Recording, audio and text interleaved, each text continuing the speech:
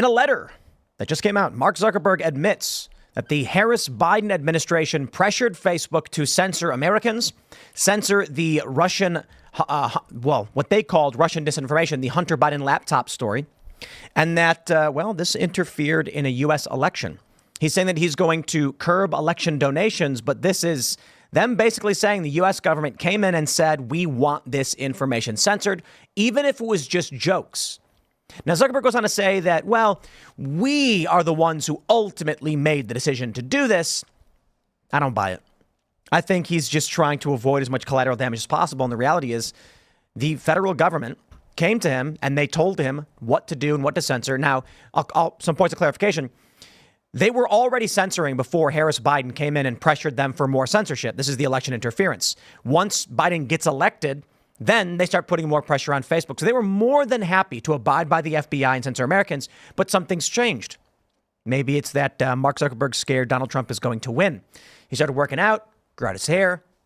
Maybe he's like, if Trump wins, we're in trouble for the things we did. So we're going to talk about that. Plus, we got to talk about the CEO of Telegram being arrested in France. It's huge news. And a Democrat saying Elon Musk better be, he must be worried. We'll talk about that. Plus, Donald Trump this morning laid a wreath attending a ceremony for fallen soldiers, an event that was snubbed by Harris and Joe Biden, the sitting president. They didn't attend. And I can't say that I'm surprised. Before we get started, my friends, head over to castbrew.com and buy Cast Brew coffee to support the show. We've got a bunch of great flavors. Rise with Roberto Jr., second most popular blend. I recommend that one. And also Ian's Graphene Dream seems to be doing very, very well. People really like low acidity coffee. They say it's been better on their stomachs, and that was the whole point. Also, head over to timcast.com, click join us to become a member and support our work directly. We fight the fake news every day, and it's only possible thanks to you as members. So click join us over at timcast.com. But for $10 a month, you will get access to our Discord server where you can call in, join our show Monday through Thursday at 10 p.m. That's our uncensored members only call-in show. You can be a guest on that show, but you got to be a member. So go to timcast.com and sign up. But don't forget to also smash that like button, subscribe to this channel, share the show with all your friends. Joining us tonight to talk about this and so much more is Joseph McBride. Good to be here, Tim. Who are you? What do you do? Well, I'm Joe McBride. I'm a lawyer from Brooklyn, New York. I do all kinds of things, but I make my bread and butter as an attorney. I represent a bunch of people in Trump world. I'm known for my representation of January 6th defendants, most notably Richard Barnett, who had his feet up on Pelosi's desk, most infamously probably Ryan Nichols, and I also represent Andrew and Tristan Tate. That'll be interesting. I really want to talk to you about that story because they recently started seizing more of their property. They were rearrested, and you've been saying it's all bunk, and you've got proof all this stuff is BS. So definitely will be interesting to talk about the Tristan Andrew Tate story. But should be fun. Thanks for hanging out. We got Libby hanging out. I'm hanging out. I'm Libby Emmons with the Post Millennial. Glad to be here. I'm glad you're here too. I'm Hannah Cliff Rimmel. I'm a writer for SCNR.com. That's Scanner News. Thanks for tuning in tonight. Let's get started. Here's the big story from the Washington Examiner. Mark Zuckerberg admits censorship and vows to curb election donations. Zuckerberg said in his most explicit criticism yet of the Biden White House that senior officials repeatedly pressured the tech billionaire's company to suppress content related to COVID-19 on its Facebook platform in 2021. Senior officials from the Biden administration, including the White House, repeatedly pressured our teams for months to censor certain COVID-19 content, including humor and satire, and expressed a lot of frustration with our teams when we didn't agree. He said he believed the pressure from the White House, which came to light through a sweeping lawsuit brought by two Republican attorneys general in 2022, was wrong, that he regretted not being more vocal about it, and that he made misinformed content moderation choices, and that his company would push back on any future pressure. Now, I find this really funny that he's saying that because he also mentions the FBI warned us in a separate situation about a potential Russian disinformation operation of the Biden family and Burisma in the lead up to the 2020 elections. That fall, when we saw a New York Post story reporting on the corruption allegations involving then Democratic presidential nominee Joe Biden's family, we sent that story to fact checkers for review and temporarily demoted it while waiting for a reply. It's since been made clear the reporting was not Russian disinformation, and in retrospect, we shouldn't have demoted the story. But also the fact checkers claimed it was. They said, 50 intel agents said it had all the hallmarks of a Russian disinformation story. Now, what I want to throw out there, because we've got this letter here from the House Judiciary. He says they're gonna be more forceful and push back in the future. Yeah, I think it's clear what Mark Zuckerberg fears. The only reason he's calling this out now is because he thinks Donald Trump is going to win, and he's got to back off a little bit. But he's also kind of saying it, right? If Trump wins in the future, don't worry, Mark Zuckerberg will be sure to push back. But this is actually pretty big news to hear that Mark Zuckerberg is basically saying the Harris-Biden administration repeatedly pressured them to censor content, including humor and satire, and they ultimately did. And that's what the House Judiciary GOP says, that Biden and Harris pressured Facebook to censor Americans. They did censor Americans, and they throttled the Hunter Biden laptop story. This is a big win for free speech, I suppose, so long as we can enforce stopping Facebook from doing these things in the future. But now, I suppose, with whatever Zuckerberg's worried about, we still have X. Rumble called this out. This is fantastic news. And so we're hoping that with these huge shifts in social media policy, at least the fear from people like Zuckerberg, maybe we won't have as much interference in this upcoming election. But then you have to trust Mark Zuckerberg, which I have such a hard time doing. I mean, it's good that the letter is out there on its face because the admission is important. But I think that Mark Zuckerberg is kind of acting opportunistically, right? If he thinks Trump is going to win, or if he thinks maybe mainstream culture is leaning more right wing and he wants to regain his footing. I mean, he's not a popular guy on the internet. He's often the butt of a lot of jokes. And so trying to posture as like this free speech advocate after, probably being involved in a lot more than he's admitting to, it's just so hard for me to be like, yeah, good job, Mark. We'll take one for the team. I can see what you're saying with that, with Zuckerberg and not really trusting him, but he has had some changes over the summer. We were just talking before the show. He started working out, like that's sort of a thing. He's like all into his health now, which is oddly a conservative perspective these days.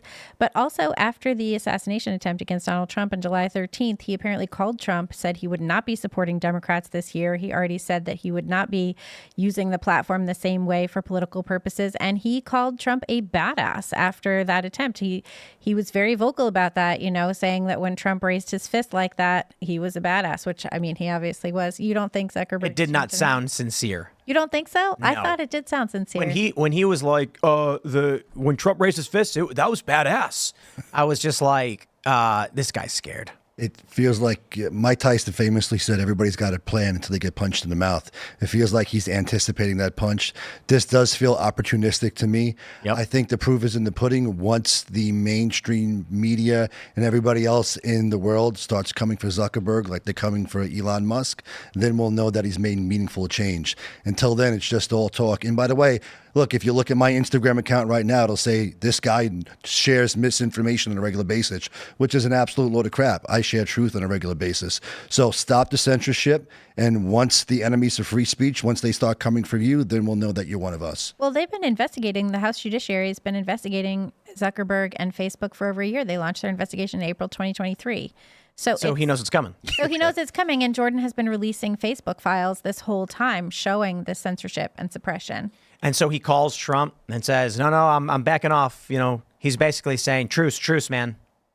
Well, even in his letter, he talks about the Zuckerbucks, right? He was saying, through the Chan Zuckerberg family foundation, I think is what it's called. Or Initiative, the Chan Zuckerberg. He's saying, I donated this money because of COVID and to ensure all of these things. And even then, no one believed this, right? Like, no one thought Mark Zuckerberg was just altruistically being like, I just want democracy to be okay. Like, Not a chance. Everyone knew he had a political bent. And it's just, it's very hard for me, and maybe I wish I could be more open-minded. Libby's obviously much more forgiving than I am, but I'm super forgiving. It's like it's almost a flaw. Well, that's the thing. Like the summer before an election year, you're sort of like, oh, I too have questions about the government, even though I have worked with them for a long, long, long time. I mean, I think probably Mark Zuckerberg could tell you that he worked with the Obama administration. That's just my opinion.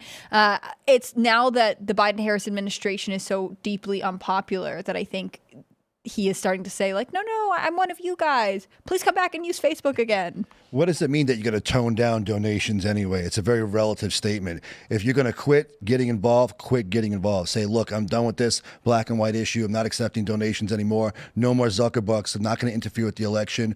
Or it's, look, I'm still doing what I did last time, just not as much. If you're toning it down, but if it's $100 billion that's coming in, I'm toning it down, I'm only taking $30 billion. What does it really mean? You're still messing around. So stop, step aside, become an advocate for actual free speech, or you're just talking about it? I don't buy this for a second. I think the dude's scared. I think he sees Donald Trump winning. He knows that when Trump does win, they're going to get a DOJ investigation for election interference, manipulation, collusion, and that I don't think we go as far as to see, a lot of people are thinking Trump's going to arrest Hillary or it didn't happen the first time. It's not going to happen again.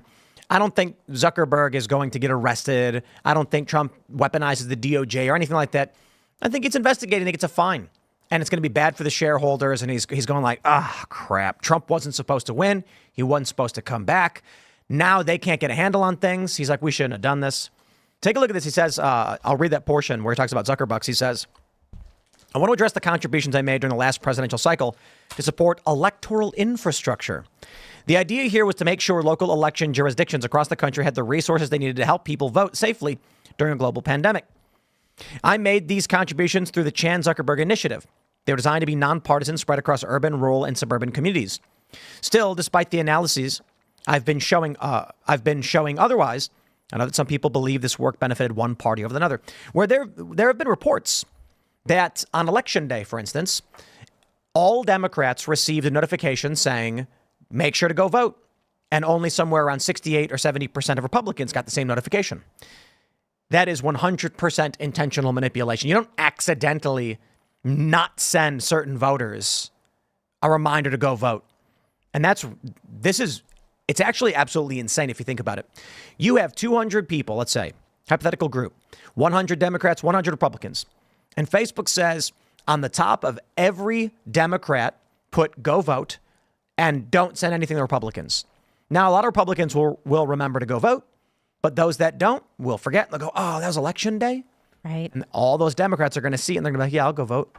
That's manipulation. That's extreme. Especially in a game of inches. Right. Everything is inches, right? So what was Georgia? 12,500 votes? Yeah, something like that. It's narrow. It makes a big difference.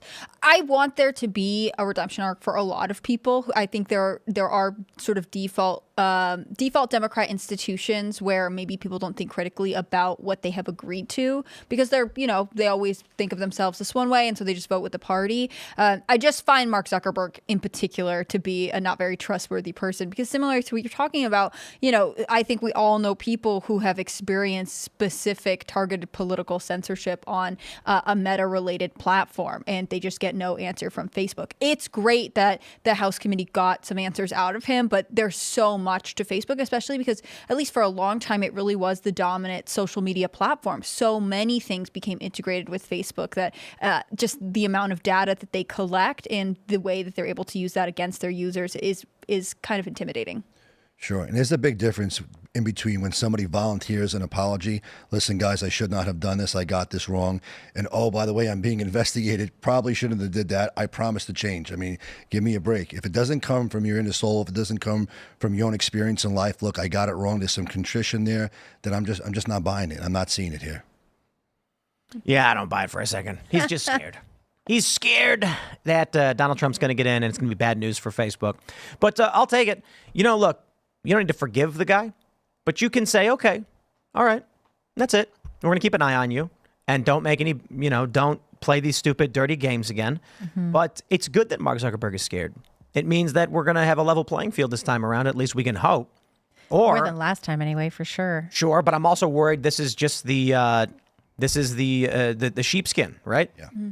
This is him saying, oh, yeah, you guys, don't worry. And then he's turning around to the guys and be like, double our efforts. Trump cannot win. Because if he really is scared, why wouldn't he stop? He's going to keep going and try to make sure Trump doesn't win. That's why I go back to sometimes just more conservative positions socially are trendy, and he's aware of that enough to want to seem like someone that he doesn't want to lose users to. I mean, I think there are a lot of people who are moderate to conservative voters in America who don't want to use Facebook. Facebook is an actively dying social media platform. He needs middle America to trust him enough, and maybe this is the only way he can sort of turn the tide on that. I think generally, probably it's more selfish. There's probably some sort of personal risk that he's facing that he's willing to to sort of change his positioning on. But it would be fascinating if, celebrities and sort of tech tycoons or whatever decided that they were just actively going to become non-political going forward, because that's what he's saying in the letter. Like, I want to be neutral. I don't want to do anything. Like, well, he's saying that about the platform, not necessarily himself. He's saying that he doesn't want to donate, and Right. that's like his personal use. Like the Chan Zuckerberg initiative is private. There may be some good news buried in this too, depending on what is true or what you want to believe. Zuckerberg started working out. Got a little bit of tan. Wasn't he growing some facial hair? A little bit. A little bit. Growing his hair out a little bit. Growing his hair out a little bit. And people were like, whoa, what's going on with Zuckerberg? He used to look like a pale-skinned robot. Now he's starting to look like a normal dude.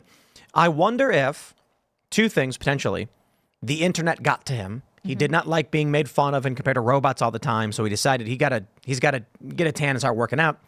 Or it could be that boots on the ground sentiment is so overwhelmingly pro-Trump that on the internet they can lie about it. But maybe Mark Zuckerberg's just going out to these neighborhoods and they're all pro-Trump. And also, I mean, he hangs out with tech guys. There's a lot of Silicon Valley guys who are pro-Trump. And he's probably sitting in their midst and they're like, oh, shut up, Mark. You helped Biden win. And he's like, I didn't do it to us. I swear. Stop making fun of me. And they're like, yeah, dude. Look at this mess we're in. Look at the economy. Look at the stagnation. You were the one who wanted, no, I swear, I won't. He could just be socially pressured and embarrassed. Well, he could also finally be like manning up a little bit and realize he doesn't like getting pushed around by the man. And it didn't do him any favors, right? Because Right, it didn't ultimately help. he became a villain to his customers. Well, and to his employees, you know. And you pointed out before the show, I mean, he does have children, although I think his children are like middle school age now. Maybe it is just like slowly maturing and evolving to see the thing that you thought you were doing that was good is actually not good. Yeah, I mean, he started Facebook in college, so his politics must have changed over the years since then. I think there's a lot to say for the jiu-jitsu crowd that he's rolling around with right now.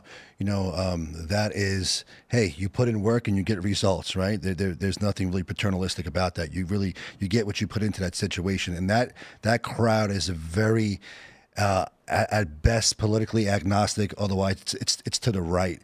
And I think a lot of his colleagues that he's rolling with, a lot of his colleagues that he's training with, there's a lot of time when you're rolling on the mat or you're sitting to the side and you're taking a breather and you're just talking about life and you're talking about whatever. And if he's looking to these guys like, I want to be a black belt in jiu-jitsu, I want to beat this guy, I want to make this guy tap out, and they all see the world differently than me, then maybe to some extent that's having an influence on him as well. What if it's his wife? What if Priscilla's super red pilled and no one realized it? She like became a mom and she's like, you know what? I'm rethinking everything. Well, it was their Good foundation that was doing a lot of that election integrity stuff. The fake election. And she's like, stuff. it was used for evil. It was supposed to support infrastructure. Let's jump to this story from Fox News. Vindman says Musk should be nervous after Telegram CEO was arrested. Free speech absolutists weirdos. Is this Alex Vindman? Yes. Yeah. Telegram CEO Pavel Durov is being accused of not taking sufficient action to limit criminal activity on the messaging app. And Vindman says that Elon Musk should be worried. He says that there's implications for other social media. There's a growing intolerance for platforming disinfo and malign influence and a growing appetite for accountability. He's completely correct about that. There's an intolerance for people like him, in my opinion, platforming disinfo and malign influence. Ukraine is an enemy of this country. I despise that country. I used to like it. I thought it was beautiful. I have friends in there. Now I think they are... It's a hive of scum and villainy by which we should have no involvement. They are now accused, as a warrant issued for the arrest of a Ukrainian for blowing up the Nord Stream pipeline. That's right. Ukraine, using Western weapons, intelligence, and resources, now invaded Russia. The U.S. needs to cut them off cold turkey and say enough, because they are enemies and they are going to lead this country and this planet to destruction. That's Vindman, who overwhelmingly blindly supports that country, who helped lead the fake impeachment of Donald Trump when Donald Trump was trying to investigate the illicit business dealings of the Bidens. So this guy should be worried about his malign influence. He leaked the phone call between Trump and Zelensky, where Zelensky was like, hey, why was that prosecutor fired? Was that because of Biden's influence? And Vindman leaked that, and that led to the first impeachment. Even though what Trump was saying was Biden withholding money from you guys until you fired the prosecutor? That's illegal. We got to look into that. Right. Wow, that's crazy. We should check that out. And then the deep state and Democrats colluded and conspired to impeach Donald Trump over a crime they committed. It's a very smart maneuver. Accuse the your iron enemy. law of woke projection strikes again. The intelligence agencies and the Democrats knew that the only way to get it's brilliant. You have to. I'll put it this way. I'll tell you a story, or I'll give you a simple analogy. If two people get into a fight, it's usually whoever calls the police who wins. Mm-hmm. There are numerous circumstances that happen all the time where the aggressor who starts the fight calls the police and the victim gets arrested. Oh, yeah, of course. Police don't care. They show up and they say, you called the police? Yeah, this guy's freaking out. He's attacking people. Doesn't matter if you're the victim. So what Democrats did was they're like, crap, Trump's onto us. We need to launch a criminal charge against him for doing this exact thing. That way it can't be used against us. We'll get to the police first. It's a sick and insane form of gaslighting where they weaponize the justice system and the partnership between the government and the mainstream media complex to achieve a nefarious end. Like, I want to blow your mind for a minute. Imagine this. Think about this threat that he's making and the people who he represents, Vindman, who I can't stand the sight of him.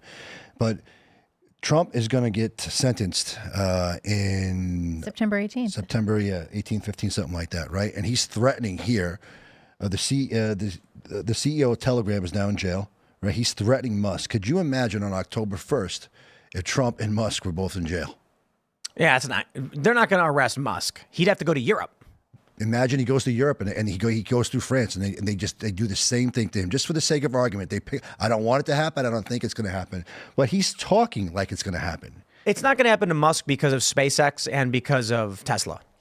Well, the economic damage would be tremendous. They need SpaceX to go get those astronauts back. They do. They've got 2 U.S. astronauts just stuck in space. Yep. Can you imagine being Boeing told and that you're NASA going to can't be up get there it? for 8 days, and then they're like, actually, we'll come get you in a couple months. Like, Was it supposed to be 8 days? Yeah, it was supposed to be 8 days. What's funny is there was this whole joke about how NASA engineers tried to send up like 1,000 tampons with a woman who was going to be in space for like 4 days. Mm-hmm. Kind of hope those are still up there for that lady. Well, someone wrote a song about it. And that's why it's our fake news. nation's greatest minds. But that's why it's fake news. Why? So there's this old trope where it's this meme that goes around. It says, NASA spent $4 million developing a pen that could write in zero gravity. Right. Russians used a pencil. It's so funny, right? Except you can't use pencils in outer space because the particulates from the pencil will break apart, get into the systems, get into the filters. You can't do it. And so the same thing happened with the tampon story where they're like, did you know that NASA was trying to send up 100 tampons for a woman who's only going to be there for a week? Aren't they stupid? No, NASA probably said, how much money does it cost to send a payload up to outer space? Yeah. $50 million. Okay, well, let's quadruple up on everything Send we all can of and it. do one trip.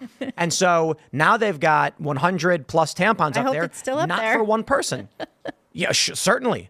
Certainly. If it's going to be months, you might need a handful. months, yeah. But the point is, people just generally don't understand these things, and they assume it was stupid to do something, which actually is, if you understand the full context of when's the next $50 million payload being launched to the ISS? Right. Send as much as you can now because you don't have a lot of opportunities to do it. People just don't get this stuff. But anyway, outside of that, why was this? What's going on with Pavel Durov? Why was he arrested? You know? He's arrested because he refused to kowtow. He refused to bow. He refused to kiss the ring. They wanted him to police and monitor Telegram. I know to some extent the CIA or the FBI and/or wanted to be able to backdoor into Telegram in order to spy on people. I would imagine that other members of the Five Eyes, Canada, United States, and Australia wanted to do that with their spy agencies as well. My understanding is that he universally told them all that they can go screw themselves. And because of that, he is now in jail. Yep. He's he's accused Russian. of money laundering, of aiding, abetting, and like child sexual exploitation content. I mean, it is kind of when you read the complaint, it really does feel like they're throwing a very broad book at him. I was surprised, though. I mean, I know he is a French citizen that he flew to France at all. I mean, it seems like. I'm sure on some level he was aware that, France opened this investigation on July 8th. And so it seems like it's sort of a risky move, but maybe he felt like, as a citizen, he was going to be afforded some kind of rights and protection. It's insane because regarding the rights and protections that you're talking about, the world that we live in, that we've all enjoyed, where you have a constitution, that you have due process. There's supposed to be a process that you're due, that is afforded you, that you go through before your rights, your liberties, your stuff gets taken away from you, especially your freedom. We live in an era where the process is the punishment, right? They know that eventually you're going to win these cases. So they front load the punishment. They take you, they cancel you, they disenfranchise you, they debank you, they put you in jail in order to get you to cop to a plea that you should never have to plead to, just to have your freedom back before you ever have your day in court. So that's what this is about. They're doing it to him. They're doing it to Andrew and Tristan. They're doing it to Trump, and they're going to do it to anybody else who stands against them, who has the power to launch a counteroffensive, a counter narrative in the world that we live in. Well, let me ask you a question, though. I mean, these encrypted messaging apps are used by child traffickers and predators. So there is still a challenge of to what degree is there a responsibility of the people running? I'll say this before I get into the deep details. I don't think he should be arrested, but what should we as a society do when there is a platform that allows child abuse and exploitation? I think you have to have some type of meaningful internal regulatory process under which you self-police. And then if you're given a valid subpoena from a government agency, you have to comply with it, right? You don't just give the FBI or the CIA the ability to have warrantless intrusion into people's private thoughts. That you can't do that. So I'm sure that's what he wanted to do. Right. They wanted to backdoor him. He said no. And he said, okay, we'll put you in jail. Yep. It's funny. I don't know if you guys read Edward Snowden's response to this, but he had said basically, I can't believe President Macron is taking hostages in order to get access to private communication. I mean, this is terrible, and it's a breach of basic human rights and free speech. I think if you see who is responding to this really strongly, you get the same kinds of people who are saying like, "Hey, the government is not always acting in your best interest, and you have to treat it with the same kind of skepticism you would with anything for your own safety and protection." Indeed. View the government the way our founding fathers did, with a fair degree of skepticism. It's a necessary evil, and that's it. And a lot of distrust, honestly. Yeah. Well, this is the French government, though. So Even more distrust. there's a funny thing, a post where apparently, I don't know if this is true. I just saw someone post about it. The woman that he was with was posting everywhere they went. So the intelligence agencies knew exactly where he was all the time. Was she some sort of asset or just some stupid? influencer? Yeah. And she's posting everywhere they were going, in the plane, in the jet, and then landing. And then they were like, we got him. But let's be real. They know his tail number. They know where he's landing. Yeah. It doesn't matter. I think it's more than just her. What I'm curious now is like, is Saudi Arabia going to intercede on his behalf? He's a citizen of the United Arab Emirates, I believe. His company is not based in Russia or France. It's based in the Middle East. So who steps in and says, we are here to advocate for you, or does this fall on him as a private citizen to have a good legal team? It could be Putin. Really? I wouldn't put it past him. The Kremlin released a statement saying basically these circumstances are very unclear and we're looking for more information. It's maybe you can speak to this, but Russia's relationship with Telegram is fascinating to me because, of course, it was founded because of pro-democracy riots in Russia, and then they were like, "No, you have to give us information or get out." And so he left in 2014, and they banned it in 2018, and then 2021 they're like, "Just kidding, Telegram's back." I mean, they really. It is a very fluid and ever-changing dynamic between them. So in some ways, I feel like Russia wouldn't want to speak up on Trump's side, but also maybe they don't want to be terrorized by a NATO ally. Yeah, no, that's a good way to describe the situation on the ground there. I do think that Putin's recent comments about, like, if you're looking to have a safe haven from being canceled, so on and so forth, come to us and we'll protect you. This kind of falls right in line with that. So if I were him and if I wanted to be just opportunistic, I would take advantage of the situation and come in as the hero here. Somebody's going to have to do it. And Trump's not in a position to do anything right now. It's not going to be Biden. No. He's busy sundowning right now. So He's on the beach. Yeah. Well, let's talk about this. Here's a story from the Post-Millennial. Trump honors fallen soldiers from Afghanistan at Arlington Memorial Service. Kamala and Biden are no-shows. This morning, when I was watching my morning news, I saw Donald Trump at this ceremony at Arlington, and then I immediately was like, that's kind of strange. He's not the president. He's just running for president. Where's Kamala? Where's Biden? The current administration. They were not there. It is strange that the president and vice president are not at the Arlington Memorial Service for fallen soldiers, and Donald Trump is. And I think Trump went there because he has a sense of duty. He is asking to be leader of this country again, and he sees a responsibility in honoring those who sacrificed their lives for this country. And I also cannot say I'm surprised that Biden is vacationing. He's on in a Delaware beach somewhere. That's right. Probably Rehoboth or something, right? Yeah, laying out there in the sun. Kamala MIA. Kamala's in D.C. She was taking some briefings today. And Oh, they wow. were not open to the public. So she was just down the street and she could not spend even an Literally hour. That's correct. On the Pathetic. third anniversary of their botched withdrawal from Totally. Afghanistan. 13 service members were killed in that bombing. It's And she was the last one in the room, she said. That's right. great. Yeah, good for her. Good for her. Yeah. They would have had to have contended with JFK's grave there as well. Look, Trump is winning right now. He's making all the right moves. He's continuing to do the right thing all of the time. I had a conversation with somebody earlier who said that it is possible that maybe they weren't even invited. Maybe the families had such disdain for them, they just didn't even send an invitation. Well, that's interesting. Be that as it may, I think they still had a duty to show up. You send somebody, right? Right. One of the two of you have to show up because it sends a clear message to the military people and family service members of this country that they just do not care. And Issue a statement. They both did release statements, but they couldn't even make like a video and a recording. Like there's a certain level of like cold and distance from this whole situation that's really about them, right? They don't want to talk about what happened in Afghanistan. And so instead they'd rather disrespect the families of the people who lost their children and relatives. Well, it's their fault. And were they to show up, were to make a video or address this in any meaningful way, it's just going to highlight and be bad for their polls. It certainly would be. We have a reporter who wrote this story, Tommy Stevenson, who's been in touch with the Gold Star families and has spoken to them at length. And many of them are just truly disgusted with the way the Biden and Harris administration has handled not only the withdrawal, but the reaction to it afterwards and handled the memory and legacy of their children. It's just so insane. Like they were at the RNC, they were speaking from the stage, and I was there on the floor that night. And I think I've told you guys about it before. It was incredibly moving. The entire room was silent, just honoring these families and the loss that they suffered because their children literally went and died for this country. Yeah. It's a very Kamala Harris thing to do when she was attorney general, district attorney, whatever it was in California. She was censured by the bar because there were innocent men languishing in prison. And these cases were brought to her attention on several occasions, and she did nothing about it because her office would have needed to issue a correction. So instead of saying, hey, we got it wrong, and losing a little bit of face and letting these guys out, she didn't do it. She got in trouble for it. She got jammed up for it later on. And to your point, there would have had to been some level of contrition here, some level of, hey, we were involved in this. It didn't pan out the right way. But despite that reality, we're here because we love you. We love these families. We care about what happened. But that never happened, right? This is who they are.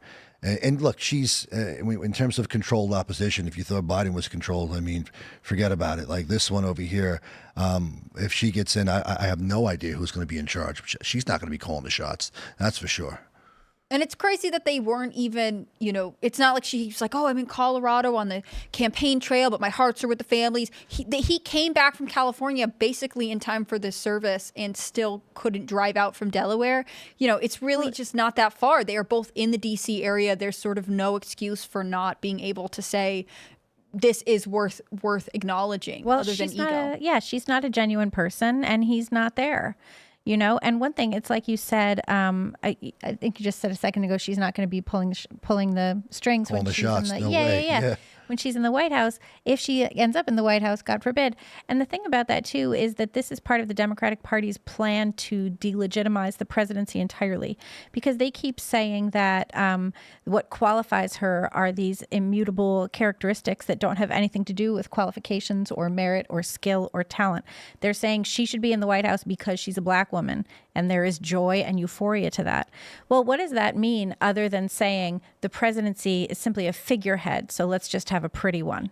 Do you know what I mean? Like, the presidency clearly doesn't matter to these people because they put all of their faith in the deep state to implement agendas and guidelines and interpret laws that are passed by Congress. They don't care who the president is. They just care what she looks like and that, what she's representing for their mission and ethos, their vague plans and policies. I was listening to this. Aren't even there. Yeah, no, I totally agree with you. I think it's so fascinating. I mean, again, she's running without policies. And I was listening to this analysis of her speech at the DNC, and this New York Times reporter had said that they had heard from campaign officials that they were being told, like volunteers were being told, don't focus on policy, focus on story. And if you remember, so much of her speech was like, well, this is my childhood and my upbringing and narrative. And that's still what the website is. It's just bio. Right. And there was this, I was listening to this one podcast talking about it, and one of the women was saying, well, when I was there, I was like, we're in the room and it's exciting. But as I come down from this sort of like exciting, balloons and flag waving or whatever else, I realized that the things I was thinking, oh, that's kind of a policy are really nothing. I mean, she has really given these people who are just lining up behind her blindly nothing. And I think enough will wake up from that and look at these moments, look at her not attending, going to the DNC and saying basically we're reclaiming patriotism and they're making this big like USA chant or whatever. And then she can't show up at, what I actually would consider a very patriotic ceremony. An actual one. Yeah. Other than the one where they're waving little paper flags on the floor while they're burning flags outside in the street. Yeah. Only when it conveniences her for anything. That is funny, isn't it? There's this picture going viral of what the streets look like after Pride events, and it's just a garbage dump. Yeah. But like bottles, cups, wrappers. That's what environmentalists soiled. do. They litter. They do. Mm-hmm. Yeah, there was another really funny one a while ago. It was like some environmental climate change rally, and after they left, everything was just trashed. Yeah, that's a good one. And then there's a video of the Trump supporters having a rally, and they're all cleaning up afterwards, and everything's left the way they came there. That is kind of funny. So when I look at this stuff, and I look at Democrats, I wonder if Democrats just really hate their own voter base. But I mean that literally. I think they do. And I think they hate Americans. I think they just look down on everybody. It was that great, you guys saw the Chris Cuomo moment when he was on the floor of the DNC and he was looking up and he was like, these people are literally looking down on us. That is what he points out all these boxes started at $500,000. Mm-hmm. These people get special privileged access. Mm-hmm. That's the game they play. Of course. I've always been very uncomfortable as well with her husband. I mean, former head of Google or whatever it is.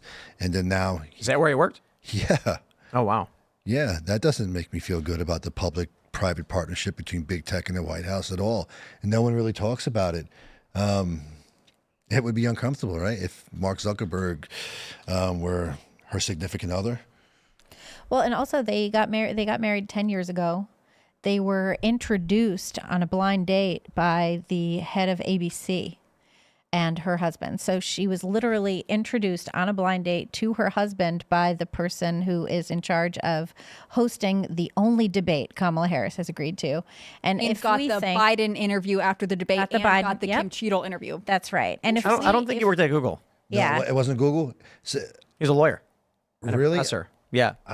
he left his position in the law firm when Kamala Harris became vice president, so that he could be Google case. supporting her full time. I could have it wrong. I think Emhoff is an interesting character. I mean, I think there are a lot of moments with Kamala Harris where things don't feel authentic. I obviously we're not in her marriage. We don't know what happened there, but it definitely seems like she is Happy anniversary, Dougie. Well, and she's trying to say, I'm from the middle class and I'm one of you and working and my mom. Meanwhile, she's married to an elite attorney from California. She's held high-ranking government positions. Like she was in the Senate. Like I don't really understand how you can. She slept her way into, the right, Attorney General's office. How can you say you're of the working class when nothing about your lifestyle has signaled? Maybe your childhood was maybe your childhood was. Well, but if you look, I mean, she talks a lot about her mother's immigrant past, and all of the hardship that she faced as an immigrant. But if you look at what the story is, her mother was 19 from India. She came here to study science, become a doctor. Why? Because there were great opportunities here. Mm-hmm. And this is the person who's lecturing Kamala Harris as a young person about civil rights. That just seems really bizarre. Her mother then, didn't she get a PhD and became a professor at McGill, which is one of the most elite universities in Canada. She grew up in a very nice She grew up in Montreal. And Emma Jo Morris, who's also from Montreal, keeps posting pictures and being like, this is where Kamala Harris grew up in Westmount, which is this beautiful, wealthy neighborhood that I walked through once and I was like, damn, it's nice here. I didn't even know Kamala Harris grew up there, but that's nice. Yeah. The lefty Democratic machine thrives on elitism. Ivy League schools, it's a who knows who situation. There's nothing working class about the way she presents, about her context in life, about the way she acts at all. I mean, this is, and these Democrats, you look at Pelosi and everybody else, they have more in common with the Rhino establishment, Sure, which is another branch of the uniparty, right? The uniparty than they have in common with any one of us, especially the working class. And if Tim, I got that wrong on her husband before, then I apologize. I don't know why I thought that was in my head, but you can't get it right all the time. Let's jump to this story from the Post Millennial. Foo Fighters falsely claimed Trump used their My Hero song to introduce RFK Jr. without permission. Indeed, the Trump campaign had a license. So the Foo Fighters, we actually let me pull up. Here you go. I wrote this. I put your tweet in there. Yeah. They said, let's be clear. Wu-Tang for Children says, did you let Trump play your song? They said no. Well, according to The Independent, they have seen documents appearing to confirm the campaign has indeed licensed the song from BMI's Songview service. Quote, we have a license to play the song, a campaign spokesperson said. So the Foo Fighters are playing this game where they're like, we didn't personally approve it. But in all literal sense, the Foo Fighters puts their song up for licensing, handled by BMI, which is one of the big music unions. The Trump campaign then licenses the song. That is with Foo Fighters' permission. What do they think is going to happen? Now they're acting like it didn't happen, and they're saying they're going to give any money from the royalties, which is stupid because it was a one-time use at an event, which is probably a couple $100, and they're going to give that money to the Kamala Harris campaign. Now they've just overtly chosen sides in a political dispute, which has pissed everybody off. Well, and after I saw some, people were saying on Twitter, like, oh, they just don't want to be involved in any political thing at all. They don't want to take any sides. And it's like, no, that turns out to be a lie. They're actually backing Kamala Harris. Yep. They just said that they're going to give the money to her. Mm-hmm. If they had a license, that license is an absolute defense. That means that the litigation is frivolous. They'll lose. Trump will win, and they'll sue him for attorney's fees, and then take the attorney's fees and donate to the Trump. There's no suing. I think Trump should sue them for. That's what I mean. Lie. Countersue for attorney's fees. So if there's a frivolous lawsuit that's just based on bullcrap, right, and they know it's false, and if he's got an absolute defense with the license, But he's not being sued. they're They're just tweeting. complaining online, Oh, okay. right? That's Right. even like more like you're saying they would take legal action, they would take steps, but instead they're just like, no, we didn't let them. We don't like it. Like I get so tired of this. Like Trump is so bad that if he ever comes near anything that people like, their fans are gonna freak out and melt down. Like I don't know what the children of whatever it's called, like do they want there to be a caveat in any of their agreements? Anybody can use the song except for bad Donald Trump. And I Celine Dion recently bitching about it. I tweeted, "Hey Foo Fighters, why you lying?" Yeah. Just for that, I'm going to cover Everlong. Okay, that's a warning. And then it was funny because Lance from the Surfs said something like, "Tim finally figured it out" or whatever. And I responded with, "I already warned Max Collins from Eve 6. I will cover Inside Out. Don't you make me do it. I will play that song." And you should. You know what's hilarious? The Wu-Tang for the Children, right? So when you look at Wu-Tang Clan's history, and if you look at Raekwon, who's the founding member of the Wu-Tang Clan, Raekwon the chef, one of his aliases is the Black Trump. Mm-hmm. He held himself out as the Black Trump this entire time. I mean, what are we talking about here? Yeah. Well, Trump's very, very bad. This is what gets me. It's like so stupid. Very, very bad. Just very bad. Very, very bad. Yes. But can you name a Kamala Harris policy? Oh, she's joy. Irrelevant. But you know what I did here? I was listening to all these post DNC analysis, and it was amazing how many left-wing pundits were like, well, there was all this hype that Beyonce was going to be there, and then she wasn't. Ha ha, we're not mad about it. But can you believe that? We took There was bets. hype on Thursday that Taylor Swift and Beyonce were going to be there. That's how they're filling these places up. People were pissed. They did this during Occupy Wall Street with Radiohead. They said that it's the only way they could have got people to show up. They said, hey, Radiohead's going to play at Occupy Wall Street in support of the protest. And then 2,000 some odd people showed up. And then they said, they did something to the effect of like, before we get into the real reason everyone's here, we're going to talk to you about Occupy Wall Street. And then everyone sat and listened, and that's how they tricked everybody. And then, of course, nobody showed up to play anything. No, nothing. Yeah. My favorite post afterwards, though, was Taylor Swift should say she has an album she'll only release if Harris gets elected. Oh, my goodness. Which I think is kind of funny. But meanwhile, like one of her best friends, Brittany Mahomes, digs Trump. Yeah, who she spent the weekend with. Yeah. In Rhode Island. In Rhode Island with all of the other like fancy people. You know what was funny about that is all I could think of was like Edith Wharton and those Newport days of the early 20th century when all the rich people just flocked to Rhode Island for their summers. And I thought like, you guys are elitist scum. Yeah, it's pretty elite. Staying in one of those old mansions, you know. Look, she wrote a song about it. It's part of her art now. Yeah, I mean, it's part of Edith Wharton's art too, but like nobody wants to actually live in House of Mirth. I just, as a state, Rhode Island is so small, but they have maintained being so elite for so long. Right? But there's also like a lot of poverty in Rhode Island. Oh, yeah. Yeah. I think that's true for a lot of New England. Yeah. You've got these very, very wealthy enclaves with very rural or very poverty-stricken areas. I'm totally thrown off by the fact that we're now doing this to music. I really was enjoyed great. that. I thought that was terrific. I liked it, but it's just I'm not used to it. I feel like we should Don't mind me. Like an things more accompaniment. calmly. I wouldn't I do feel like anything. we should get cocktails, you know? Yeah. Yeah, but this is a symptom of the panic, I suppose. I don't think Foo Fighters knows or actually cares about anything related to politics. I actually think they knew that the license went out. I'm willing to bet that when the Trump campaign licensed the song, here's a possibility. They licensed the catalog. They went to BMI and said, how much to use your songs? And they said, it's going to cost you X amount of dollars per month. They said, here you go. And they said, you got it. That's a strong possibility. It's also possible that they really wanted specifically this song for a one-time use, which is a common thing. So when there's a live show happening, you reach out to the representative agencies and you say, how much for a one-time use license? And they'll say something like, I think it's like $1,000 to $2,000. For a big event like this, it's like $1,000. And then they go, you got it. I'm willing to bet the reps told the Foo Fighters, or at least their manager, and they were like, Trump campaign had bought a license to play the song, and they're like, cool. They probably didn't think twice about it. They're probably just sitting there jamming in the tour bus, on a plane, whatever it is they're doing.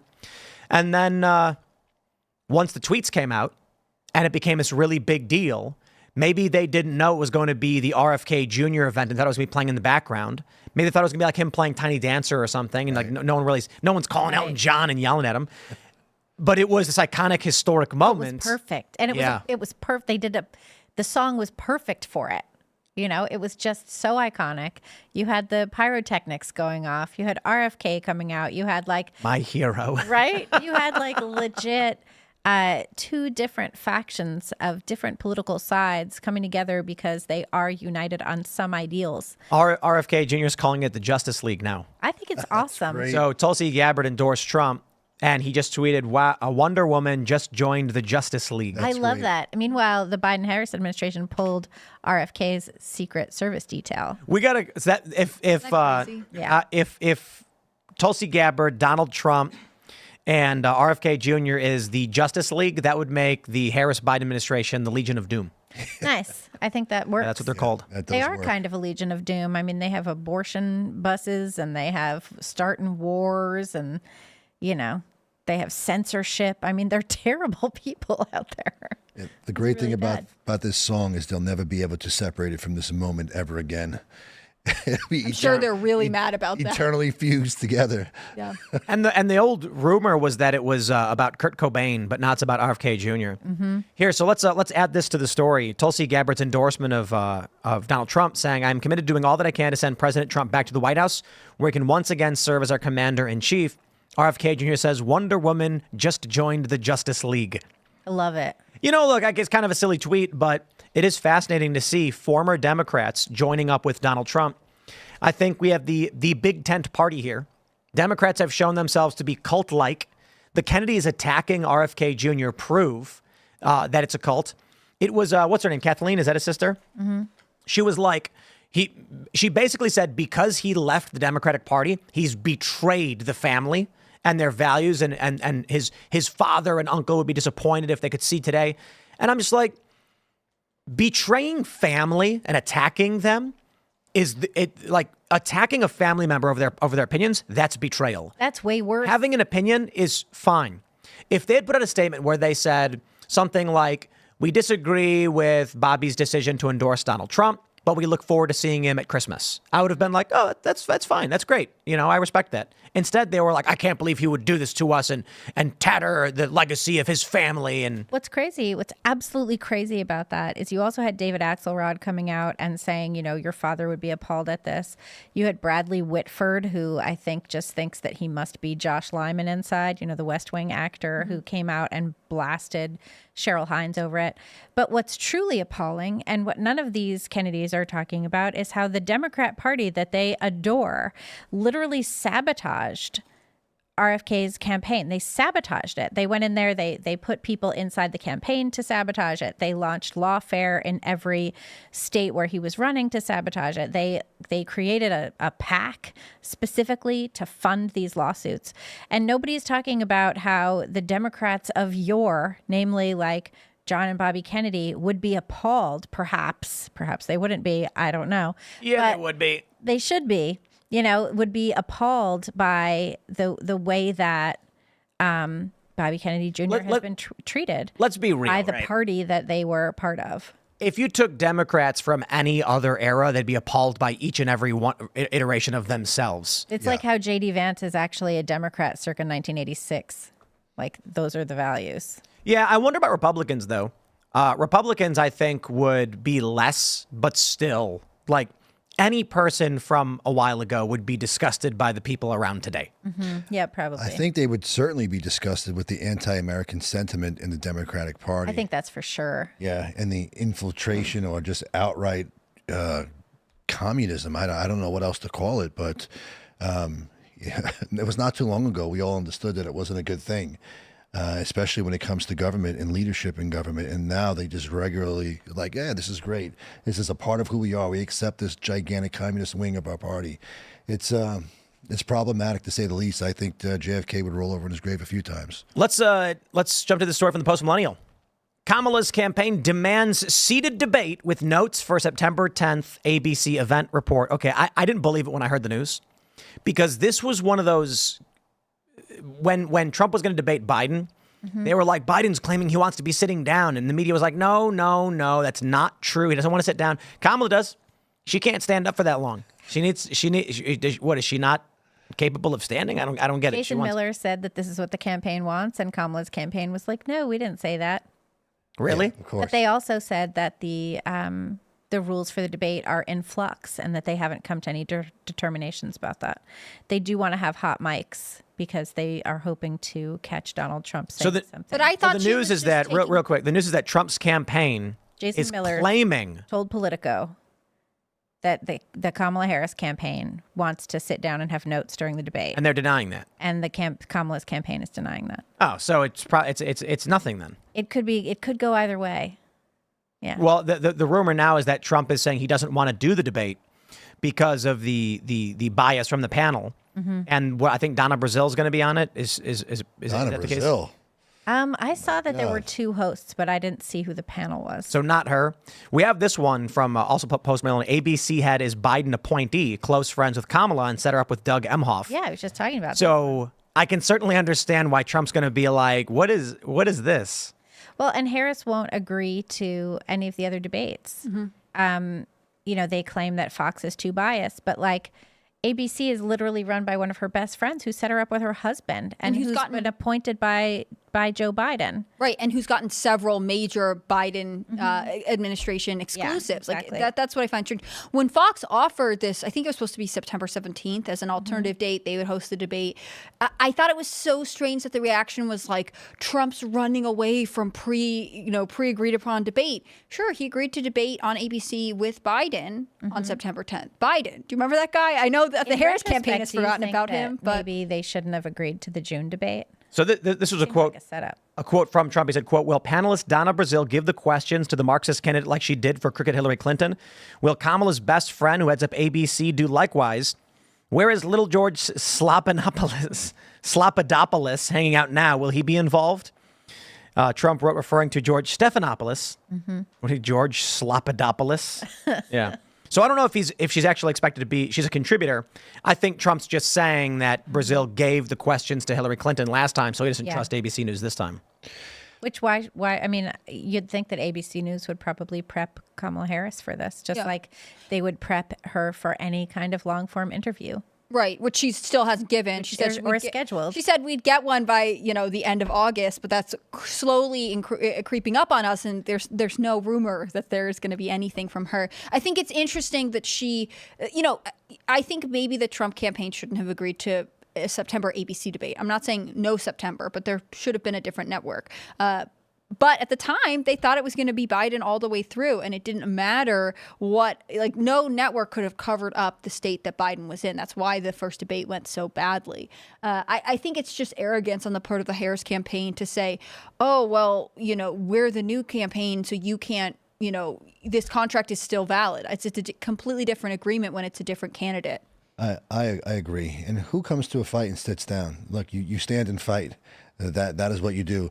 And moreover, who has ever gone to a debate with Donald Trump and come out unscathed? He's not the type of guy to run from a fight. I do think that there should be people there from all the networks. You have 3 moderators, right? Fox, CNN, and whoever else. One network should not monopolize it. We've seen how unfair and how unjust that can be. It should be fair. It should be square. That's not what it is, and I guess we'll have to see what happens. I don't think Harris wants to sit down. Sit down. I think that's fake news. I think it's a political attack. It's always a political attack because why would anyone weaken themselves by just coming out and saying they want to sit down? Okay, see, I was thinking maybe she wants to sit down so you get that because she's playing up the fact that she's a prosecutor. Like she's sitting at the table for the people and he's sitting like he's a defendant. Like to create that sort of image. That's a good point. Or height privilege. That's true too. Yeah, Trump is a lot taller. Shorter than she is. She's very okay. So very that's short. plausible actually, and now they're being forced to deny it because Miller went public with it. That could be a thing. Yeah, that's plausible. And the notes could be a thing as well because she doesn't seem to remember anything other than her height matters. upbringing and the color of her skin. Yeah. Since television era, our presidents have been getting taller. Yeah. Because height really does convey some kind of, it triggers some kind of emotional response in people. Yeah, it'd be tough for Greg Abbott. Yeah. Well, even when she walked on stage with Walls one of the first times, I remember seeing the video and being like, she's just actually overshadowed. She doesn't. She doesn't. Isn't she like 5 foot tall or something? Maybe something. She's petite, and I don't hold that against her. But it's just there are women who have a really commanding stage presence, and she's just not one of them. She doesn't exude leadership. When you think about like a small, petite woman who was in like a position of power and who was probably a little bit intimidating. Justice Ginsburg, right? I disagree with the politics, right? Definitely a little intimidating. Though. Yeah, you look at her, you're like, oh, wow, okay. But Harris is the polar opposite. She's just like, oh, I'm here. Tulsi Gabbard's the not balloons. like super tall. She's like my height. I think she's great. But she's great. Yeah, she she's fantastic. Definitely leadership, yeah. Do you think that Kamala's going to lean on her feminist prosecutor image that she's sort of trying to create from herself right now when she goes to this debate, or do you think that she'll try and come up with a new strategy? I think she has to lean on it. I mean, she's going to call Trump a felon. She's going to say she's a prosecutor and she put guys like him away and blah, blah, blah, blah, blah. She'd be foolish not to. So is that going to work? It's a good question, and it could backfire, right? Because a lot of people know that the system is weaponized, especially against Trump, that his convictions are crap. So hopefully not. I was thinking this hot mic thing is actually not a good move. Like she's thinking that Trump will just be like making all these side comments, but it would be the best. If I could be misremembering, but I felt like there weren't that many side comments from Trump in the muted debate. Like when he was debating Biden, he kept it pretty cool. And I felt like it was Biden who was sort of making like rambling statements. That could be because it was muted. But then, like, he has the discipline to do it, right? Like, they would have these 2 shots of them. Their mics are muted, but you don't see Trump's mouth moving. I will take Trump on a hot mic all day. It's always gold. It is. It's not usually that bad. Also, the Kamala's campaign apparently said that they would be glad to speak contemporaneously with Trump on a hot mic, like to address the things he said, because she wants to do a whole like I'm speaking thing. Oh, She wants to like lean into her identity and get some like, Southern black accent going somehow. Well, when she faced real quick, sorry. Someone pointed out that Harris debated Pence sitting down at desks. That's with notes. She did. She did. She did. How about yeah. that? Wow. Just look up I'll pull up the pictures. Yeah, there's just. Well, this is not the JV debate.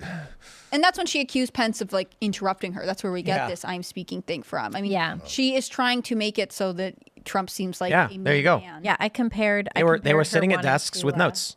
I compared her wanting to have notes to an open book test in a freshman year lecture class.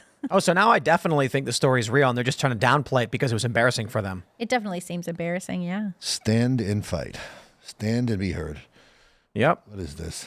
Sitting at desks with notes. And before, when they were scheduling this with Biden, I think the Trump campaign, and Trump's kind of referenced this in some of his more recent speeches, they were like, the Biden campaign gave us options because they assumed we would say no. So we said yes to everything because we just knew we could handle it. And I think now it's totally fair for the Trump campaign to be like, no, I don't want to sit at a desk.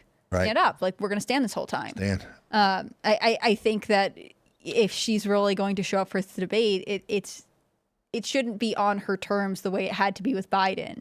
Biden was going to collapse anyways. I think she should not have to get this like inherited upper hand that she seems to think she deserves. Mm-hmm. Hilarious. Biden collapses. Trump gets shot while he's on his feet and he's still here.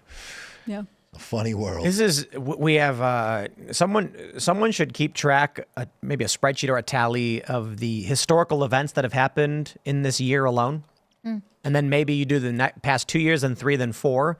And we can just count and then, wow. Time's moving real quick. I blame the internet.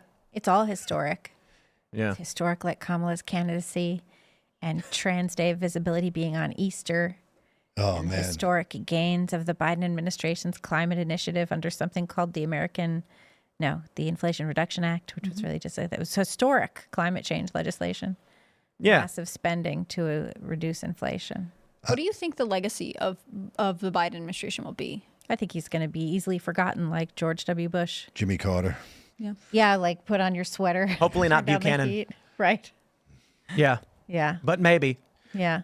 They seem like they're kind of throwing out these last minute initiatives. Like he's announced a new environmental thing. He's apparently taken a more strong position on the ceasefire, or like trying to like. He hasn't done anything. He has nothing on his anything. schedule this week. That's another thing we covered today. He has nothing on his schedule at all. Well, he doesn't have a country to run, He's just well, hanging he doesn't have any. Yeah, he's not running anything. And you wonder like who's making all of these decisions? Is Antony Blinken effectively running the country right now? Terrifying thought. Kamala Harris isn't doing it. She's out there experiencing joy and sharing euphoria with the nation. So who's in charge? Yes. Democrats Deep don't state. think anybody needs to be in charge. They just think that the bureaucracy needs to be in charge, or like they said during the party. They think the government organs need to be in charge, as RFK would say. Let's jump to this story from Politico. It's not a pro-life position. Anger after Trump says no to Comstock. Politico reports former President Donald Trump gave his clearest answer to date on the federal regulation of abortion pills, and it's not what conservatives want to hear. After months of avoiding specifics, Trump told CBS News on Monday that he would not use the 150-year-old Comstock Act to ban mail delivery of the drugs if elected in November, adding the federal government should have nothing to do with the issue. Many prominent conservatives and anti-abortion activists were outraged by the remark, calling it nonsensical and cowardly. Which brings us to the big debate, which is affecting X tremendously. This is from Denny Burke. He says, J.D. Vance says, President Trump would veto any abortion ban that came across his desk. This includes vetoing a proposed ban on late-term abortion when the unborn baby feels pain. Horrific. And Lila Rose from Live Action says, if you don't stand for pro-life principles, you don't get pro-life votes. This has resulted in a wave of individuals tweeting out, much to the accusation of being bots, that they would not be voting for Donald Trump because he's not pro-life. Here's one screenshot where someone said, I'm an evangelical voter in Virginia.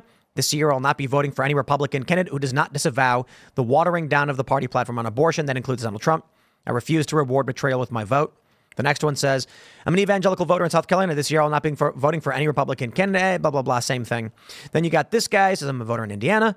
I want to vote for Trump, but his leftward shift on abortion has forced me to withhold my vote. I pray that he reverses course. But until then, I refuse to reward betrayal with my vote, followed by another identical. And I've seen these tweets, a whole bunch of them. Mm-hmm. People are, so the first ones are from last month. And the two latter ones are from, I believe they're from closer to today, if not today. And I've seen a bunch of these same exact posts where they're like, I'm an evangelical voter and I won't vote for Trump. And I just find this really, really funny because it's the stupidest position in the world. I view it as fake. I have to imagine these are fake people, fake bot accounts. Maybe that's wrong, though, and they really are just the worst political activists ever known, ever. Well, the idea that they would I'm just going to say this one more thing. The president who got Roe v. Wade overturned is not strong enough on abortion. What's crazy about that, too, is Trump never said that he was in favor of a federal abortion ban. He said that he was in favor of returning the decision to the states and overturning the bad case law that he thinks Roe v. Wade was, and that a lot of people think Roe v. Wade was. So when these bots, if you will, or people, whatever they are complaining about being betrayed, they're actually not understanding what it was that Trump promised in the first place, which was returning the decision to the states, not having it be a federal legislative initiative. It's not in the Constitution. That was the idea. Privacy is not a guaranteed right in the Constitution, the way that it was interpreted for this case law. So you got a lot of people who are saying they won't vote for Donald Trump unless he goes full abortion ban at the federal level. And that's just basically, it's whinging activist virtue signaling, because Trump, as you mentioned, was never for this and has given more to the pro-life side than we've seen in generations, but it's never going to be enough.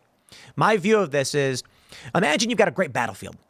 There's two nations, battlefield right in the middle, and there's a constant pushback. Donald Trump is leading the charge with one side, and all of a sudden the troops are turning around saying, you know what? Why aren't we storming the Capitol gates of the enemy nation? And the president says, because we can't get there. We have to get there by going through this battlefield. And they're like, nah, I'm not going to listen to you because you're not at the enemy's gates already. The idea that we'd go from where we are today to a federal abortion ban is ludicrous. And that Trump could deliver that is ludicrous. Well, and Trump has said he doesn't want that. Yeah, it's a psyop. Look, Trump has already delivered on his promise about Roe v. Wade, right? So it's like you said, he's done more for the pro-life movement than any other president before him. He has been clear about the issue, that it should go to the states, and then people can lobby and litigate at the states accordingly.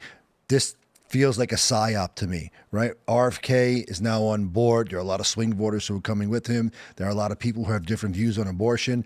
I am as pro-life as a person could ever be, but I also understand that an election needs to be won here, right? We need Trump in office. There is a highest good here. And I'm not saying that we should sacrifice babies or anything for that. What I'm saying is Trump has already delivered on abortion, right? Look to the governors in each state to continue the fight there. There are 50 states with 50 governors and 50 different courts. Go fight the battles there for when it comes to abortion. An election needs to be won. We have RFK voters. We have swing voters. We have independents that need to be brought into the fold. We can't sound like radicals on every freaking issue. We have to win. Take a chill pill. And when it comes to all those other stuff, I think those are bot accounts. And if you have this person who's the most outspoken person on the issue in the country, she's going to have her position. That's fine. I'll take losing one or two people over here on our side to gain 50 or 100 on the other. So the accusation is that these pro-life activists make money and gain when abortion is an issue. And that if Trump actually wins and actually succeeds in expanding restrictions on abortion, then these activists and nonprofits will have a harder time raising money.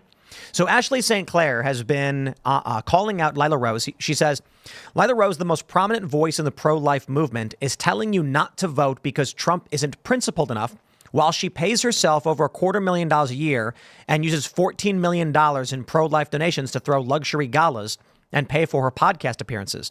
She says, I mean, come on. They literally held the last gala at the Ritz-Carlton Laguna. I declined to go, but special guests also received rooms at the Ritz. There's a few other people who have joined in calling out, it's live action, or it's live action? I thought it was live action. I thought it was live. Live action? But I don't know. Homonyms, what are you going to do? Yeah. So live action, whatever. Lila Rose, there you go.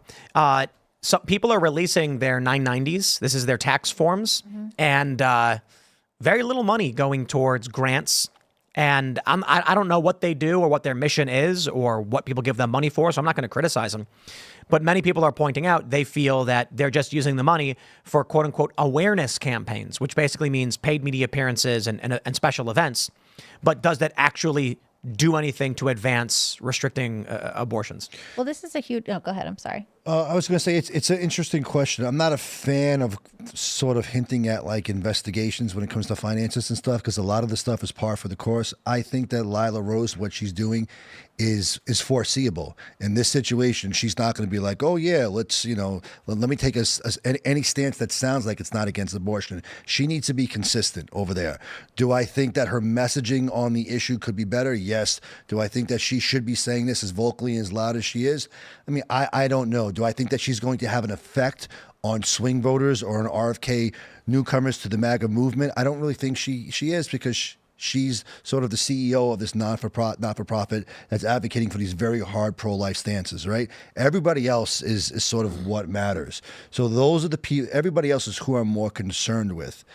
But it's weird that you would get these very pro-life people being like, I'm not going to vote for Trump, and the alternative is what? You're going to sit out the election and go with Kamala Harris? They're going to vote. You know for what I mean? Trump. Like, Yeah, it's like Harris it's is very not similar. a good. I can tell you will not like her position on abortion. Right. That's It's the only real position bad. we actually know of hers The is the one on abortion, which is unrestricted access for abortion, no matter what the age of the it's mother or worse than gestation that. of the child. The Democrats' position on abortion is to send buses to parking lots for women to get drugs for their abortions on the spot. Free. It's not just they're going to allow women to get an abortion when she wants one. It's they're going to actively drive their vehicles to these neighborhoods and offer them vasectomies and abortions. It's insane. And it's a black genocide, basically, in this country. 9 out of every 10 babies in New York City who are black are aborted. It's a horror. It is a genocide. I'm a traditional Catholic, so I look at the church's teaching on the issue, and the church says when it comes to voting on these issues, look for the lesser of the two evils, right? Clearly, Donald Trump is the lesser of the two evils here. So if you are even remotely pro-life and that is your prominent position, that's what matters to you most, you're duty-bound to vote for Trump under the church's teaching. It's wild that anybody could even suggest going the other way. It's just so simple to me. I don't understand how these people can be serious. Imagine a tug of war. You're playing tug of war, and they're pulling that rope. And when you lose, it's like Squid Games. If you lose, you fall into that pit. Right. And you're like, I'm not going to pull this rope anymore because you guys aren't further enough back. Are you nuts? The idea that Lila Rose and all these other accounts are basically saying they would rather Trump lose and Kamala Harris have her funding and support for mobile abortion buses is the better circumstance. They want that reality over Donald Trump being like, I got Roe v. Wade banned, and we're going to leave it to the states now. So solar abortion buses, Tim. They're solar powered. No, I'm saying that's Kamala's dream. Oh, No harm for the environment, just harm for the Right. babies. It's got to be electric solar powered abortion buses for all. the funny thing is, there was Allie Beth Stuckey said that there's a lot of people calling the pro-lifers saying this grifters instead of trying to argue with them and convince them. And it's like, it's just funny to me because I'm sure, I know for a fact there are a lot of conservative pro-lifers who are upset with this other faction of pro-life activists who are basically saying, don't vote for Donald Trump. They're gonna withhold their vote from him, which is just the most ridiculous, whiny baby thing to do. But me, I'm not a conservative pro-lifer. Now, I'm certainly not a modern Democrat pro-choice either. I would consider myself to be anti-abortion, just not to the regard that most conservatives are, where at the state level, these conservatives want outright bans across the board. You have two principal factions of the pro-life side, federal abortion ban, and we'll get there when we get there, but we also want abortion ban as well. And I'm like, almost, I think it should be extremely restricted, but I wouldn't put myself in that camp. There's a lot of difficult questions I don't know how to answer in terms of privacy and health and things like this. But that being said, I'm not sitting here as some pro-lifer criticizing, pro-lifers and calling them grifters. I'm sitting here as someone who's a libertarian, old school pro-choice who has decided to vote for Donald Trump despite the fact that voting in his direction leads to abortion bans in the states, because I accept we are facing an existential crisis. And now I find it funny that there are some people saying, do you really think that Donald Trump is going to convince these Trump dubious voters who are for abortion? Yes, he is, because I know them, and some of them are me. I'm not someone who's going to be like, we must ban abortion all the time, no matter what, or I'm never going to vote for anybody. It's me going, yeah, Donald Trump does a lot of things I don't like, but Kamala Harris is taking a dump on this country. The greater evil. I mean, it's beyond that. Trump's not evil. Right. Trump's for the first time in my life, I feel like we have a moderate net positive in a president, and then we have evil. I mean, look, I looked at George W. Bush and Gore. I'm a little kid at that time, and I'm like, I don't see the difference. What's the difference between these guys? You look at Obama and McCain, and I was like, oh, everyone's telling me, I kept hearing this hope and change, and it was something different. They were like, it's he wasn't supposed to win. It was supposed to be Hillary. This was the big narrative they told us. Obama usurped the uniparty. He came in as a late candidate. Hillary Clinton was the heir to the Democrats, and he stole it from her. And I actually thought that what Trump turned out to be back then, I thought that before Trump, I thought Obama was that. Me too. So then when Trump comes along, I'm like, get out of here. This is the same thing they're doing.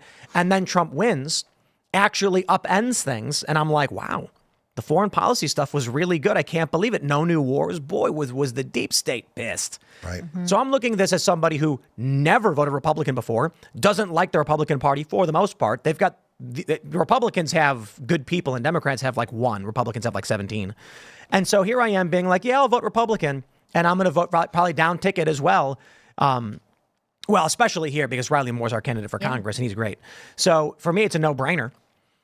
So yes, Donald Trump is actively trying to court Libertarian Mises Caucus types, RFK Jr. types, and there are actual conservative Republicans who are like, I'm not going to vote for him. I mean, that's nuts to me. It's insane. I mean, I think Trump is the greatest president of my lifetime, bar none, for sure, for many of the reasons that you just stated, including his willingness to take on incredible personal risks to effect change and what he believes to be the best kind of change for this country. And he's a very, very talented, very smart person.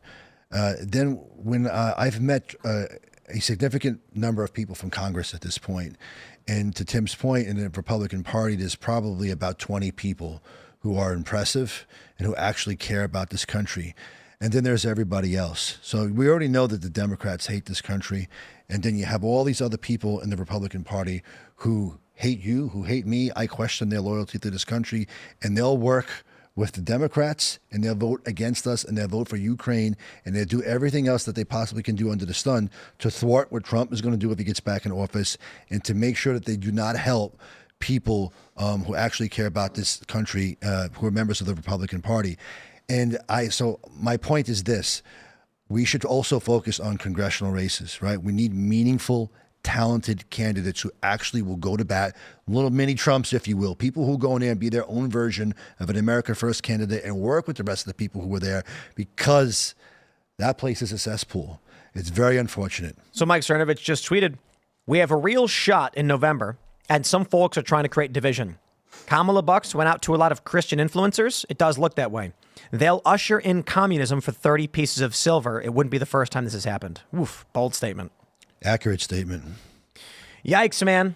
Well, let's do this. Let's jump to one last story, and we'll talk about what's going on with Andrew Tate. We have this from the AP. Romanian authorities tow vehicles from Andrew Tate's home after new human trafficking allegations. So this has been ongoing for quite some time. Andrew Tate and his brother Tristan Tate, both of them were kickboxers and dual British U.S. citizens with millions of followers, blah, blah, blah, charged with human trafficking and forming a criminal gang to exploit women. Andrew Tate was also charged with rape in that case.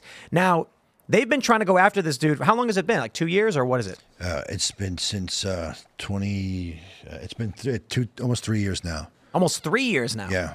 Yeah. And you actually represent the Tates? Both of them? I represent both of them. I represent Andrew and Tristan. So that's correct. You're saying these allegations are not correct? These allegations are 1,000% false. Do you want to walk us through what the story is and what's going on? Sure. So from day one, Andrew and Tristan they were all over the place, all over the world, very famous, very influential people. Tristan met a girl in Florida from Miami. The girl asked to go back to Romania with him. He was like, I don't think it's such a good idea. Romania is a different place. You have a good life here. She's like, no, I want to change. I want to do this with my music career. I want to have a career online, so on and so forth.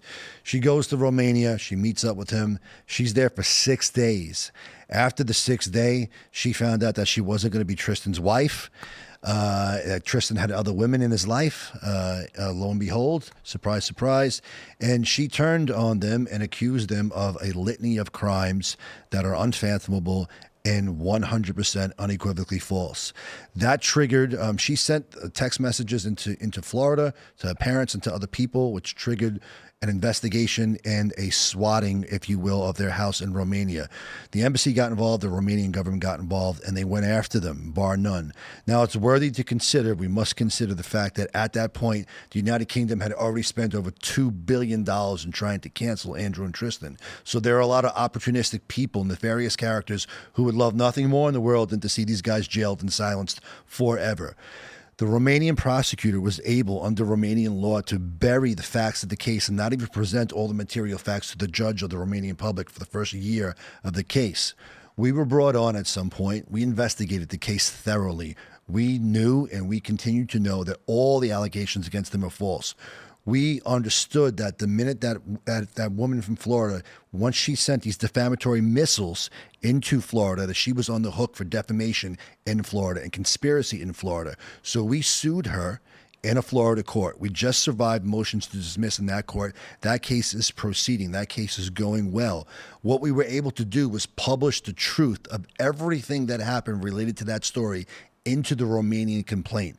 Right? The complaint has hundreds of paragraphs. The entire story is told there. Once that complaint was published, the Romanian prosecutor, the Romanian judges, the Romanian courts, the Romanian public consciousness, and certainly the Romanian defense team got a hold of it, was able to educate the Romanian public and the court there. As a result of that, they got out of jail, they got off of house arrest, they were able to travel the country, and they were just really recently granted the ability to travel the EU. Somebody freaked out someplace and made a call and said, we have several theories as to why this happened, and said, double down the prosecution on them. So they have a bunch of allegations from people that they've interviewed from the past few years, 33 women or so. 30 of them were interviewed, and after the interview, or during the interview, gave statements, affirmative statements, in defense of Andrew and Tristan. Wow. Saying this is absolute crap.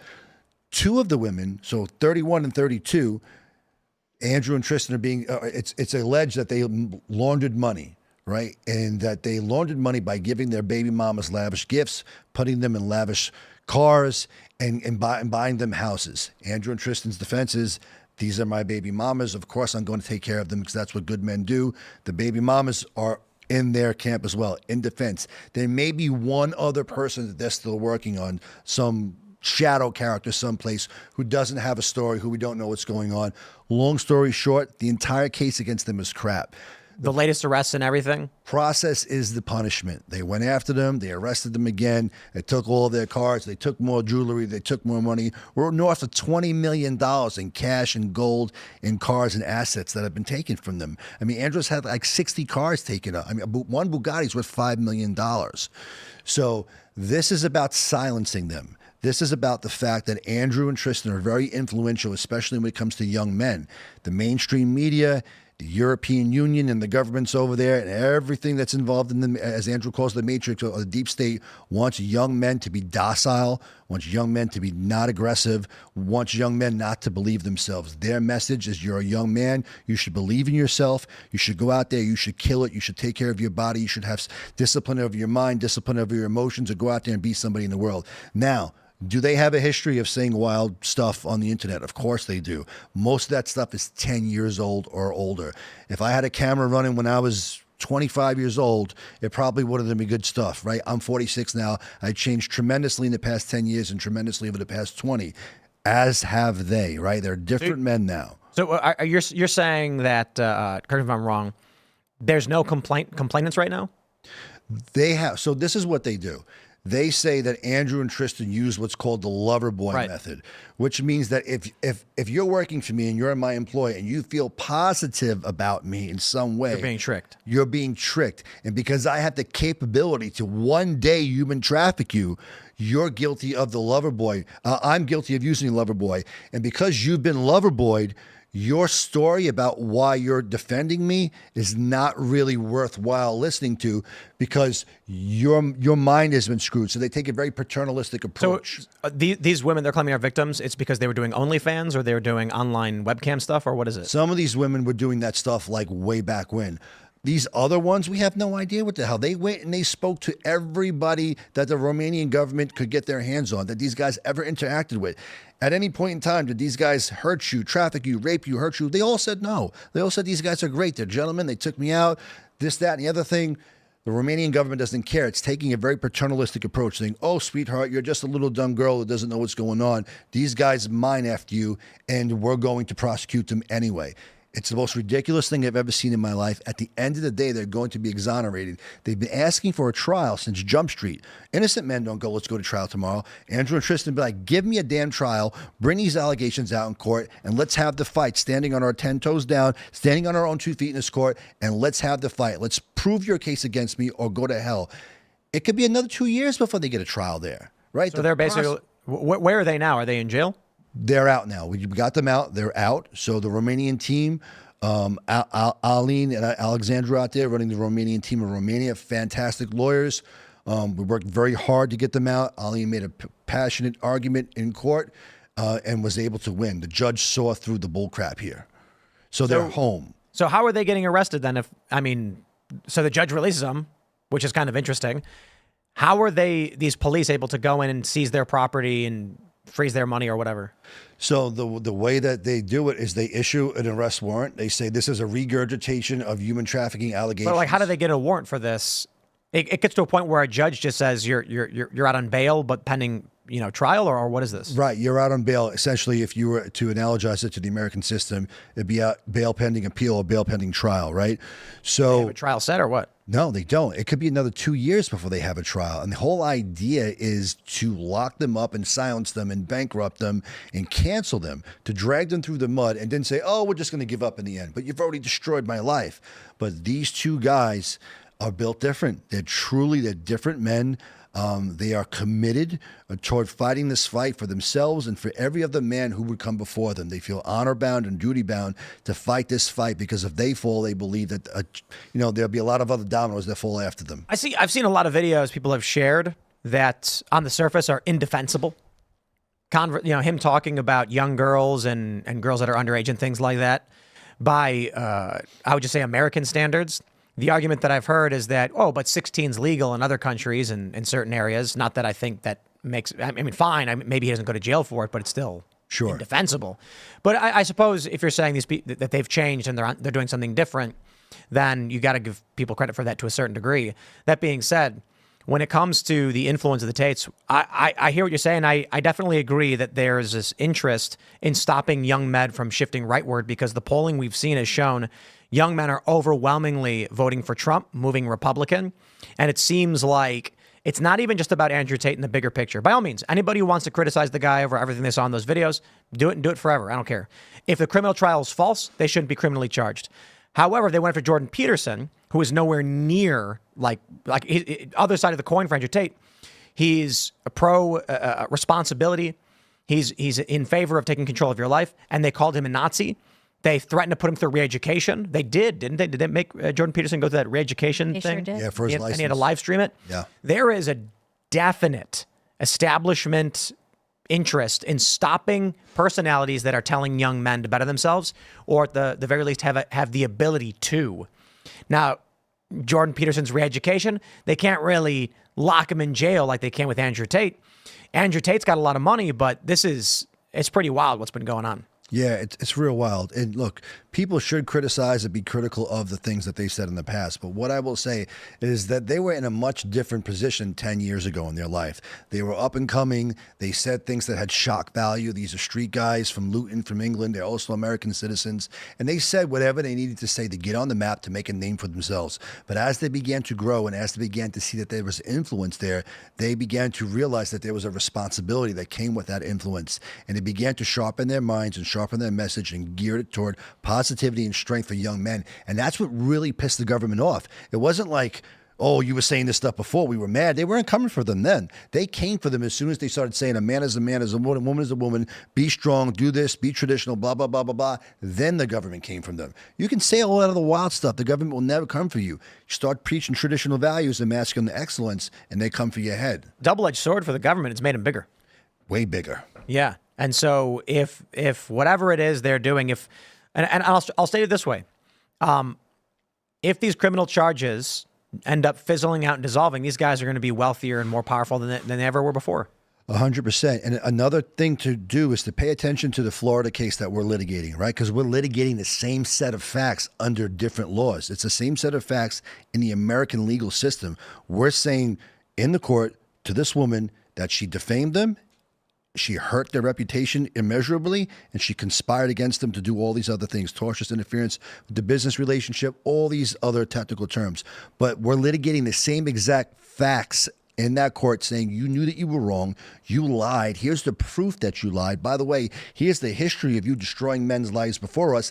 It's in a court, and all we need the court to do is to find the truth here. And the truth is that they're innocent. She conjured up a story with one of her friends to destroy their lives for whatever reason, and then she went on vacation. That's what happened.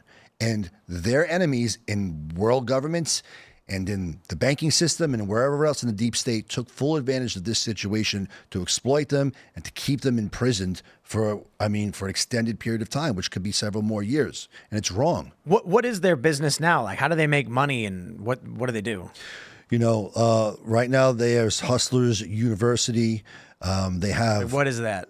It's a university where you can go and they say, look, you don't need a college education to be somebody in this world, right? You don't need to go to any school to be somebody in this world. You can come and learn practical skills to how to make money online or how to interview people or how to network. You can come to our school. We're going to give you transferable skills that'll help you succeed in the business marketplace in the world for $50, $100, $200, whatever it is. When you juxtapose that against an Ivy League education, there's a big difference in the price. And lots of times when you go to college or an Ivy League education, they don't even give you any practical skills for the real world. So it's about setting men up for practical application of skills in the real world to make money online.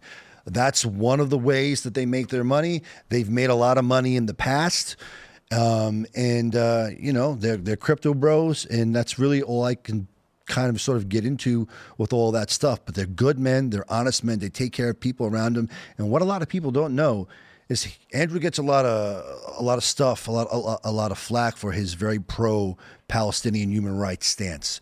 Right? He's not a fan of the nation state of Israel. He's got no problem with Jews as a whole, but when he looks at the nation state of Israel, right, he's very pro-Palestinian. He gets a lot of stuff for that. Makes a lot of enemies for that. But what he does not get a lot of attention for is all the human rights work that him and Tristan do with Tate Pledge. They give millions and millions of dollars all the time to build wells, to give food, to help people in war-torn villages, to help people restore their lives after one government or another has bombed them out. These are good men who have done a lot of good for the world, right? Even if you accept all the allegations against them is true, the amount of good that they've done for the world tremendously outweighs the bad. And people don't see it because there's a very one-sided narrative out there against them. So you think that the charges in Romania ultimately are going to end with their exoneration, their victory in this? Yes. If they get a fair judge, 100%. No reasonable person could ever look at these facts and say that they're guilty of anything. There's literally no evidence. They don't have anything. Did you follow their work before you got involved with their legal issues? So Andrew came to my attention during the pandemic, right? And I was like, who is this guy, out in the UAE or wherever he was during the pandemic, right? So he had this very strong, I'm not getting vaccinated. I'm going to go to Switzerland or wherever he went, the one country that didn't lock down. I don't believe in this. I'm tall. I'm young. I'm strong. This disease has problems killing old people. It's not going to kill me. I'm just going to live my life. So I started watching him then because, like Trump, a lot of the things he said, I identify with. I felt it on the visceral level. So I started following him from that point on, and then at some point during my January 6th advocacy, and I defend a lot of people in Trump world. I have defended people in the January 6th committee, the Trump probe, very outspoken, all over TV, right? They saw me, they were like, I like your fight. Consider fighting for us. And I was like, bro, I love what you guys are doing. I'll definitely fight for you. Let me take a look at the evidence. Once I saw the evidence against them, I was infuriated. A lot of people don't notice, but I became a lawyer because my own brother was wrongfully convicted in 2005. Of what? He was convicted of hurting a child. He did not hurt a child. My brother is paranoid schizophrenic. He's my adopted brother, born addicted to drugs, alcohol, We adopted him, come from a good Catholic family. He had a good life. He met a girl who was abusing her own kid. He didn't say anything. He got caught up in the mess. They threatened him with 125 years.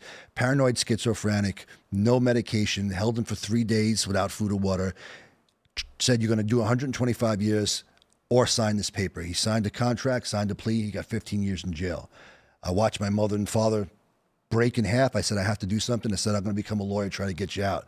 By the time I became an attorney, my brother was getting out like the same month. I wasn't able to help him, but wrongful conviction work is a passion of mine. So when I looked at the evidence against Andrew and Tristan, and I knew that they were being incarcerated wrongfully and wrongfully persecuted, not for what they did, because of what they believe and what they say, I said, I have to get involved in this case. I have to do something for them because so much is at stake.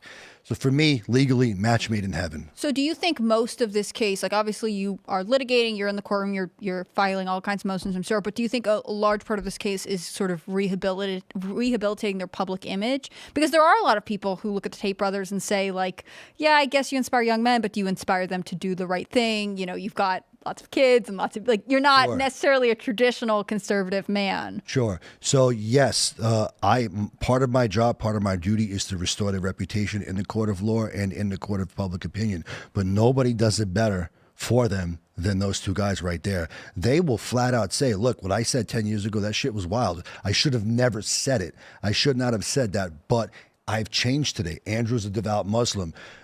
Christian is a devout Romanian Christian, right? Orthodox Christian. They take their faith seriously at this point. Do they still have views that are different than my views? Of course, but to each their own. They're allowed to believe whatever they want to believe.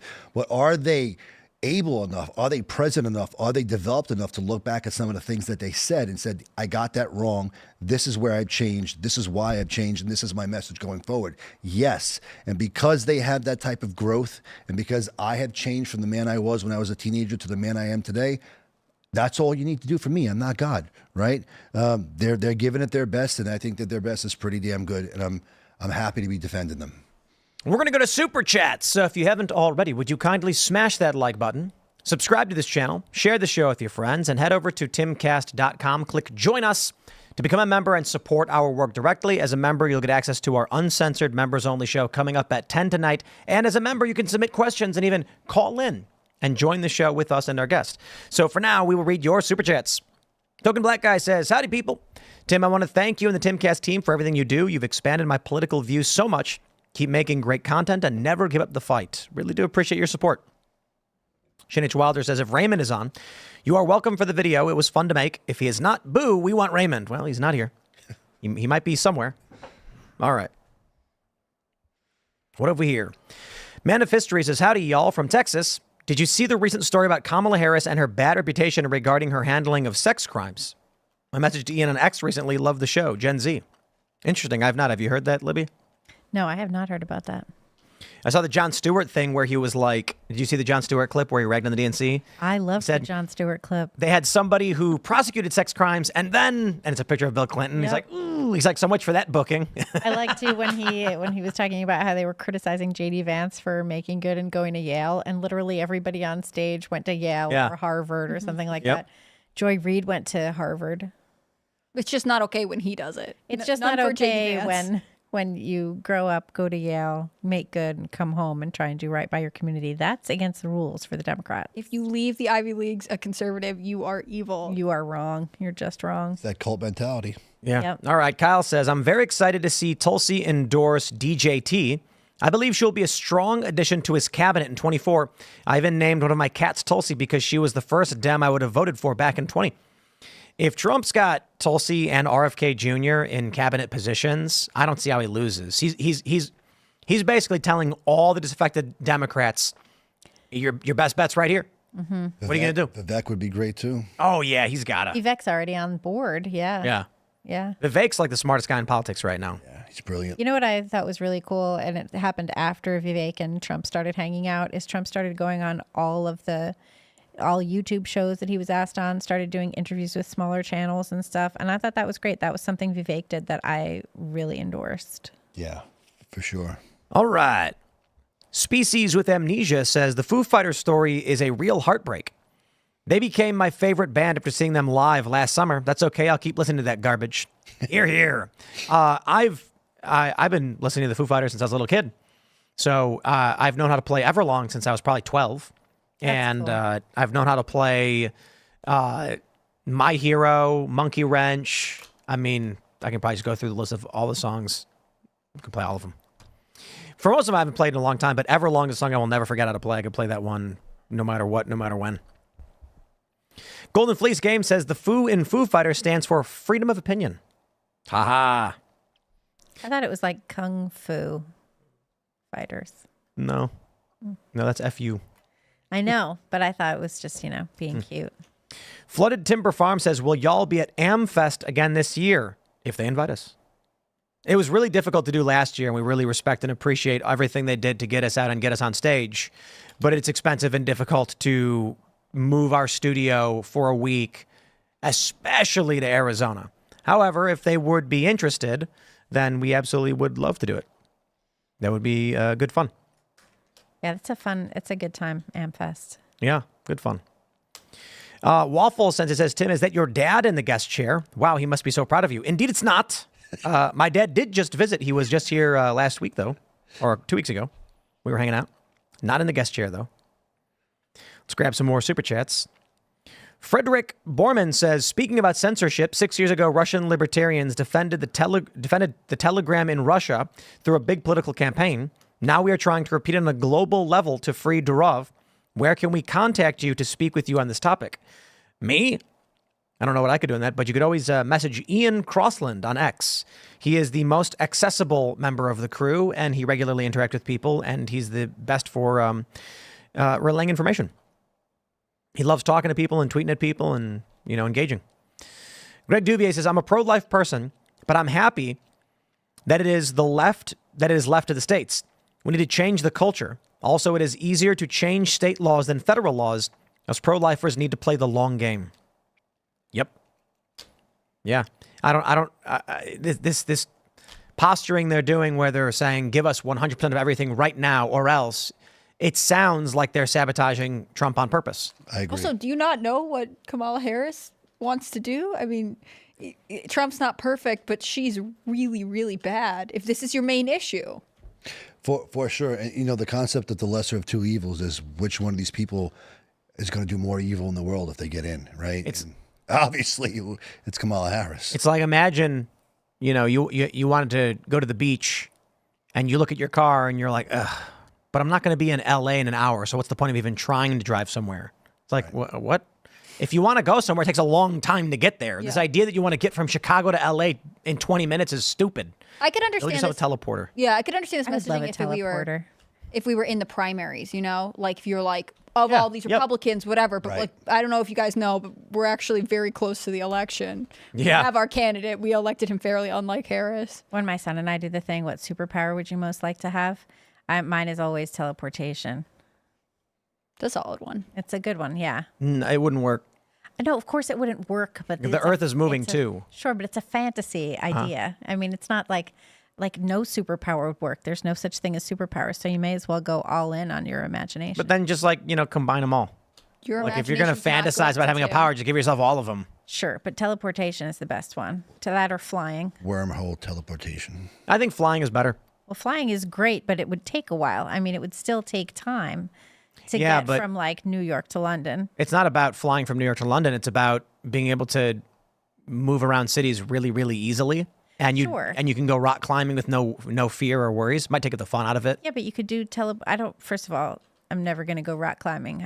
Okay, look, listen. But if you could still teleportation would make it easy to move around cities too. If you fell from a great height, and then you reach terminal velocity, you're just going to keep teleporting back, being like, well, I'm trapped because you'd have to I guess you could teleport to Australia, and then you'd be moving in the same direction and then reverse. And then once you speed normalizes, you teleport to the ground and land on the ground safely. Flying is better. Flying still takes a long time. I mean, I can think of multiple instances where teleportation would be really dreamy. It would be like, oh, I would like to be, in Florida right now just for the next couple hours. And you get there and pop back. It would take a lot longer to fly there. What about time travel? Plus, you'd have to carry your Yeah. What suitcases. about freezing time? You could like stop Freezing time is good. You remember that? Sitcom with Evie, and she could like nobody remembers this but No. me. But it was like she would freeze time by doing this. Someone out there remembers this. Ooh, I know. What are you talking about? You Tweet making at this Libby up? right No. now. She needs support. It's for real. Perhaps such a show was dreamt up by you. It was not dreamt up, and she could freeze time, and then she could like go around and like fix stuff while time was frozen. Her dad was an alien, and her aunt or something. I forget who she lived with. Now I'm mixing it What up. if you had Called the? Out of This Whatever. World. Out of This World? You looked it up. Is that what it, yeah, Yeah, of course. yeah. How about you have the And there was ability? Small Wonder. I would watch all of those on repeat. What if you had telekinesis? You could also turn into liquid, but when you got anxious, you'd glow orange. I don't want any of that. None of that. No. Everybody knows that reference. I wonder. It's a BuzzFeed article, 10 things you might not remember about Out of This World. I'm going to send it to you now. It's Evie, right? Wasn't it Evie? Yeah, that's her name. Yeah. Or I think it's when you get embarrassed, you glow orange. I don't know. What is that from? That I'm doesn't not seem like catching I'm gonna wait for it. the chat to figure it out. Alex Mack. Yep, they got it. What is the Secret World of Alex Mack on Nickelodeon? Oh yeah. I was just reading an article that said that it got a 15 and up rating in the UK because there's an episode where a kid hides in a washing machine, and they were worried that little kids would watch it And go and go climb in a die washing in the machine. washing machine. Yeah. Everyone thinks kids are stupider than they are. They're pretty You smart. know, They there can- was a kid who ate a Tide Pod. So the funny thing is, the whole Tide Pod eating thing was not real. Nobody was eating Tide Pods. They were joking about eating Tide Pods, and then one kid, as a joke, put it in his mouth. But he did not realize that saliva will dissolve the outer layer. Oh, man. And so it popped in his mouth, and then he immediately aspirated. So it popped, and it went in his lungs, and it burned and really messed him up and caused severe tissue damage. And he's probably messed up for life now. Yeah, that'll do it. Do not put that stuff in your mouth. No. That's ridiculous. Yeah, it's not a good move. All right, Matt says, what happened to the Mark Z versus Elon Musk fight? I have no idea. What did happen to that? Didn't Elon Musk say he hurt his back or something, and then the whole thing they just decided not to do it? I thought You it want was to do it at the the Coliseum. Yeah, you want to do it at the Coliseum. And He had like Kamala level. Yeah, I was sort of wondering if Elon Musk was like, this seems impossible. If this scenario happens, then I'll do it. But I think the real issue was shareholders for the various companies he worked for said, even if you're doing a goofy sparring match that's kind of for fun, if you get hurt, it's going to tank the value. Right. Even doing the fight is going to take the value because people are going to panic. Yeah, that makes know. sense. That makes sense. Even if he was talking, someone, I think Elon was saying that it was actually meant to be, it's like a friendly, goofy sparring thing, but Zuckerberg was like, no, let's go. I'm going to mess you up. Yeah. And then the adults got involved. Epic Toad Rage says, did you see the decree from Russia that states that those who oppose destructive neoliberal ideological agenda in their home country can seek humanitarian support from the Russian authorities by applying for a temporary residence permit? We did. We covered it on the show. Louise Pelly. While Gen Zs feel like they'll never afford a family or buy a home, Oregon is using our tax dollars to give non-citizens $30,000 for down payments on homes. Yep. Hacienda Community Development Corp. Yep. California's trying to do that now too, right? Yeah, but I think California's going with 150 grand. Ooh-wee. Dang. Wow. That my down payment wasn't even that much. All right, let's go. The real Blue Juice says Elon Musk is not the CEO of X.com, so who will be arrested? Yacarino? Yeah, maybe Ms. Lindy Yaccarino. I think she seems pretty interesting, honestly. Yeah, I agree. Yeah. Trump Loves You says YouTube is restricting your channel. The only Timcast IRL videos that are being suggested to me are from years ago with Adam and the UFO in the thumbnail. This started a month ago. It's censorship without blocking your channel. Or they want you to watch the classics and learn about what happened back in 2020. The UFO is still here, by the way. It's sitting right there. It's in my shot every single time.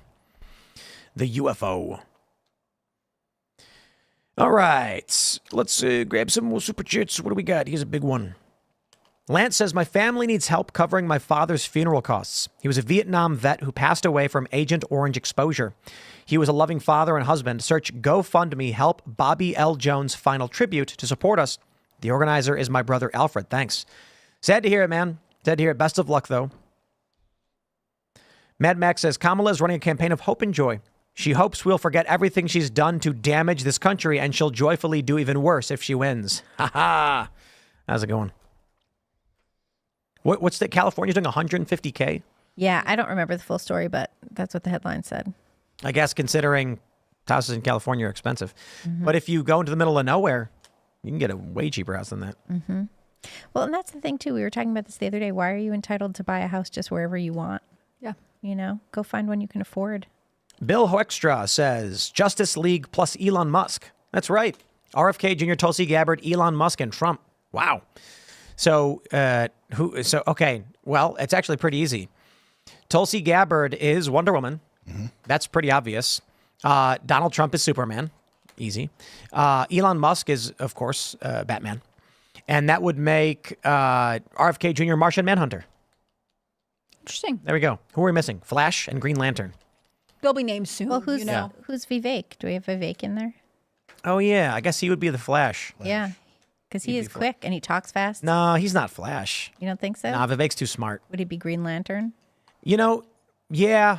Actually, yeah, that makes a lot of sense. But I don't know. I don't know, actually.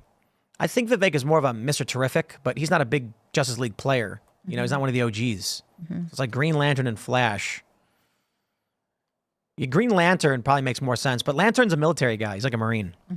They're like Air Force or Marines, and they get chosen to join the Lantern Corps. So So I don't know. Yeah. Flash. Yeah, but Flash is a goofball. Yeah. He's a wacky dude, but he's a scientist too. So I don't know. I mean, maybe Perhaps. I mean, Vivek seems like he probably has a good sense of humor. Aquaman. That's a true point. Aquaman? Aquaman is an original Justice League guy. Yeah. Yeah. J.D. Vance can be the Flash. Cyborg. Yeah, Cyborg's a character. Yep. Alfred. Vivek is Alfred.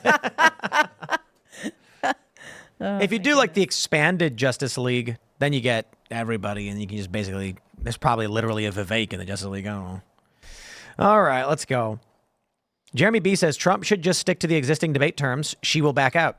ABC would just lob softballs to her anyway and not make her defend her record. Perhaps. All right. Humble Beginnings says many new voters who were not registered Republicans came out in 2016 and 2020 to vote for Trump. Not Republicans, just millions of Americans sick of the evil government who does nothing good for them. Unity Party is right. Yeah, Trump is trying to get moderates. It's like if you're pro-life, you have no choice. You're voting for Trump, and he knows it. This idea that you're going to try and sabotage Trump's victory because he's not giving you 100% of everything you want is just ludicrous. Well, it's like the fringe far left who hate Israel and, you know, are super pro-Gaza. They're not going to vote for anybody but the Kamala Harris. It doesn't matter what I think she they're not going says. to vote at all. There's I a good think chance there's a they mix. won't vote, but like if they're going to vote, they're not going to vote for Trump. You know, look, I'm just, guys, I see the chat. People are calling Elon Musk Iron Man. Okay, Iron Man is Avengers. That's the Marvel universe, not the DC universe, please. Okay, you want to go into one of these other comic book universes, we can talk Ninja Turtles and Krang or whatever you want, but we're not going there. We're talking DC, okay? Krang. Yeah, you remember Krang? I do. There's a crossover with Ninja Turtles and Batman where Krang, I guess, accidentally transports Shredder and the Turtles to Gotham City, and then, you know, the Ninja Turtles team up with Batman. Did you see after Steve Bannon was sentenced and was getting sent off to jail, a lot of people posted pictures of like Bannon as Splinter. Ah. You know, Oh, I saw that. that was kind of I will add this. I own an original graded copy of the Teenage Mutant Ninja Turtles comic. Oh, no way. Yeah. That's cool. And originally they didn't have different colored bandanas. Oh, no. And the whole thing, What was the color? they were all, it was black Just all black. because it was black and white. And also it is a parody of Daredevil. Yeah. So the gag was in Daredevil, the kid gets truck crashes and spills chemicals on his eyes, blinding him. And then the bad guys in Daredevil are called the Hand. And his master is Stick. Right. Stick teaches him. Oh, and that's why it's the foot. And the foot And and Splinter. That's right. And the chemicals that splashed him leaked into the sewer and landed on turtles because turtles were in the sewer for some reason, which makes no sense. But, you know, whatever, I guess. Well, turtles end up in the sewer when, you know, you buy turtles in Chinatown and then your parents are like, you can't keep those. I think actually that was the story that some Yeah. kid bought turtles and then dumped them in a sewer or something, which is like horrible, but I don't know, whatever. Who's the best turtle? Oh, I don't know. Michelangelo skateboards, I guess. So, you know, but he's kind of dumb. That makes sense. Yeah. Although, like, originally they were all the same. There was very little difference between them. They were just 4 Ninja Turtles. And pizza. You can't sell as many toys that way. You need them all to have Yeah. different color bandanas and different personalities. Well, then even with the newer iterations, they've changed their sizes too. Because then they just had different color bandanas to tell them apart. But now in like the movies, like Raphael's huge, and, Donatello's a nerd. He was always nerdy though, I guess. I think I was identified more with Raphael. Yeah, but he was a hothead. Yeah, well. All right. Anyway, what are people saying? Michelangelo. He's the Donatello. Donatello. That's funny. All right. Elon is Sensei Splinter. Now that we're comparing Trump's team to the Ninja Turtles, which turtle is Trump? Leonardo? Anyway. I think he's Raphael. Yeah. Raymond G. Stanley Jr. says, Tim, we're freaking forward in the line on so many things. These whiny babies are fake or they're not worth an ish. If we won't charge forward, we're done. Yeah, it's the battlefield in front of us. You can't just skip it, right? They want to go from point A to Z overnight. You can't do it. You got to win where you can win. It's crazy to me. They either don't understand that Trump is trying to win or they don't care. Then don't vote. Whatever. I guess then Kamala will have abortion buses for every city. Free ones, just free abortion. Free abortions. Jeez. And free vasectomies, and also free Morning after pill. sex changes. She's into that's true, free too. sex changes. She pushed that into the prisons in California and bragged about it in the lead up to the 2020 election and how she forced that policy change so that all men who want to be in women's prisons can get free sex changes. Wow. Carlo Magno says, Tim, you are not anti-abortion. You're a classical pro-choice Democrat. Well, pro-choice today means abortion to the point of birth. Abortion for everyone all the time. But I'm actually a little bit more conservative than the traditional Democrat position. So I do agree with safe, legal, rare, but I believe it should be much more heavily restricted. I also believe that logically and under the current law and the interpretation that the founding fathers, not founding fathers, but, well, yes, under the interpretation of the founding fathers in the original Constitution and the 10 amendments in the Bill of Rights, then added with the amendments we got following the Civil War, it seems to me that there is an inevitability that if the law is followed, abortion becomes 100% illegal, completely. And that's the 14th Amendment. The question for the Supreme Court that needs to be answered, and pro-life groups should be suing over this, but gee, I wonder what they're doing with their money, is when the 14th Amendment says no person shall be deprived of, life, liberty, or whatever without due process, does baby involve person? And so, The 14th Amendment says all persons born or naturalized in the U.S. are U.S. citizens for the purpose of blah, blah, blah. In a separate clause, it then says all persons shall not be deprived. We've taken that to mean that tourists from Japan cannot be illegally searched, have free speech, have all of their constitutional rights. We extend our rights to everyone here. Right. As long as you're here in the country, the government is restricted from doing certain things. If that is the case, the question for the Supreme Court is an unborn baby a person? Yes or no? The question has to be answered.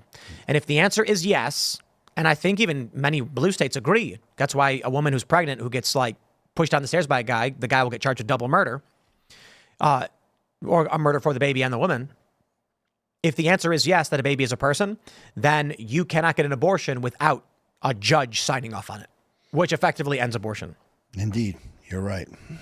And, for me, again, I'm a Catholic, a Christian, and the first person in the Bible to ever recognize Jesus was an unborn child, John the Baptist. Mm-hmm. That's right. All right, let's go. G says, Holy Tim World, I normally listen to the podcast, which is very different from the live YouTube feed. Keep up the good work, Tim. And remember, Kamala owned slaves in California as AG. She didn't own them, but she enslaved people. Yeah, she did. Kamala enslaved people when she was on behalf of the state of California. That's right. There you go. There you go. That's even worse. Yeah, it sounds awful, Yeah, right? yeah. California remained a slave state until relatively recently, thanks to Kamala Harris. Crazy Eye says, Tim, no one is talking about the migrant gang in Aurora, Colorado that took over an apartment complex and are patrolling with guns. Oh, I didn't hear that. Is that true? I think it is true. And you have that in hotels in New York City right now as well. Really? Oh, yeah. It's not a good situation. Yeah. All right. Terrence Mack says, which Bible verse can we find instruction to pursue the lesser of two evils? Never seen that in Scripture. That's not to say it's not sage advice. Just don't say it's biblical because it's not. Everything is, all the wisdom in the universe is not contained in the Bible. It's just moral teaching, right? If you have to choose between two things and one of them is going to cause a greater harm, you choose the one that causes the lesser harm. Brandon Romansky says, fun AI simulation. Have Grok run 2 separate simulations. Kamala as president for the next 100 years and Trump as president for the next 100 years. Observe the difference. Actually pretty smart. Did you get a fly? No, I got a mosquito. What? Yeah. Mosquito? Yeah. I haven't got a mosquito bite in years. Really? I get mosquito bite. I've got, like every day I've got Out here, really? Me too. You eat a lot of garlic? Yeah. Really? Supposedly garlic and onions make them not want to bite There's you. garlic in pretty much everything I cook. Like vampires. Yeah. Nice and Italian of you. It's know like it is. your body secretes like some component from the garlic that when they land it, they're like, ooh, and they fly away. Do you know the mosquitoes when they suck your blood, they leave an antibody behind so that other mosquitoes can find you? Really? Yeah. Like a tracking device? Yeah. That They leave sucks. antibodies? Yeah. All I know is one summer I was getting bitten by mosquitoes like crazy, just everywhere. I couldn't sleep. And I was like just sleeping under a blanket trying to make it stop. And I was like, I got to buy a mosquito net. And then I read on the internet, they said, eat garlic. So I literally just took a tablespoon of garlic and just downed it because I love garlic anyway. And then bite's gone. No more mosquito bites.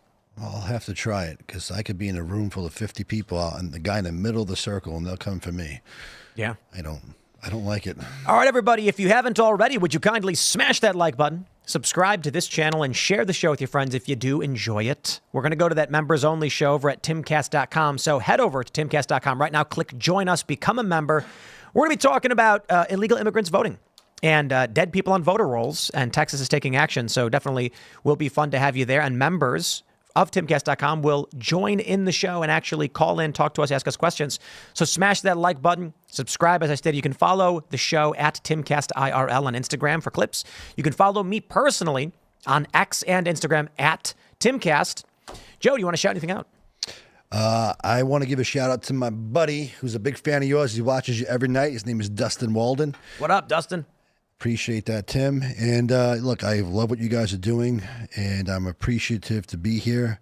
And if you're out there, and if you're voting this year, vote for Trump. And if you have questions about Andrew and Tristan Tate, look into the situation, give those guys a chance. Yes, they've said some wild things in the past, but they're fundamentally good people who are proffering a good message to the world about young men, and they should not be incarcerated because of that.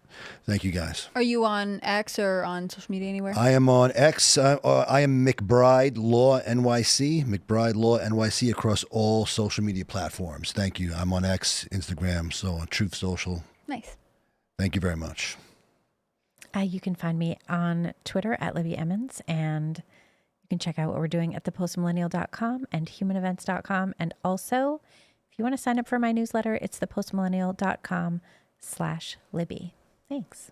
It's been fun having you both here. I hope everyone else is having a good Monday. I'm Hannah Claire Brimlow. I'm a writer for scnr.com at Scanner News. Follow their work at Timcast News on the internet. I'm on Instagram at hannahclaire.b, and I'm on Twitter at hannahclaireb. Thanks for everything you do. Have a good night.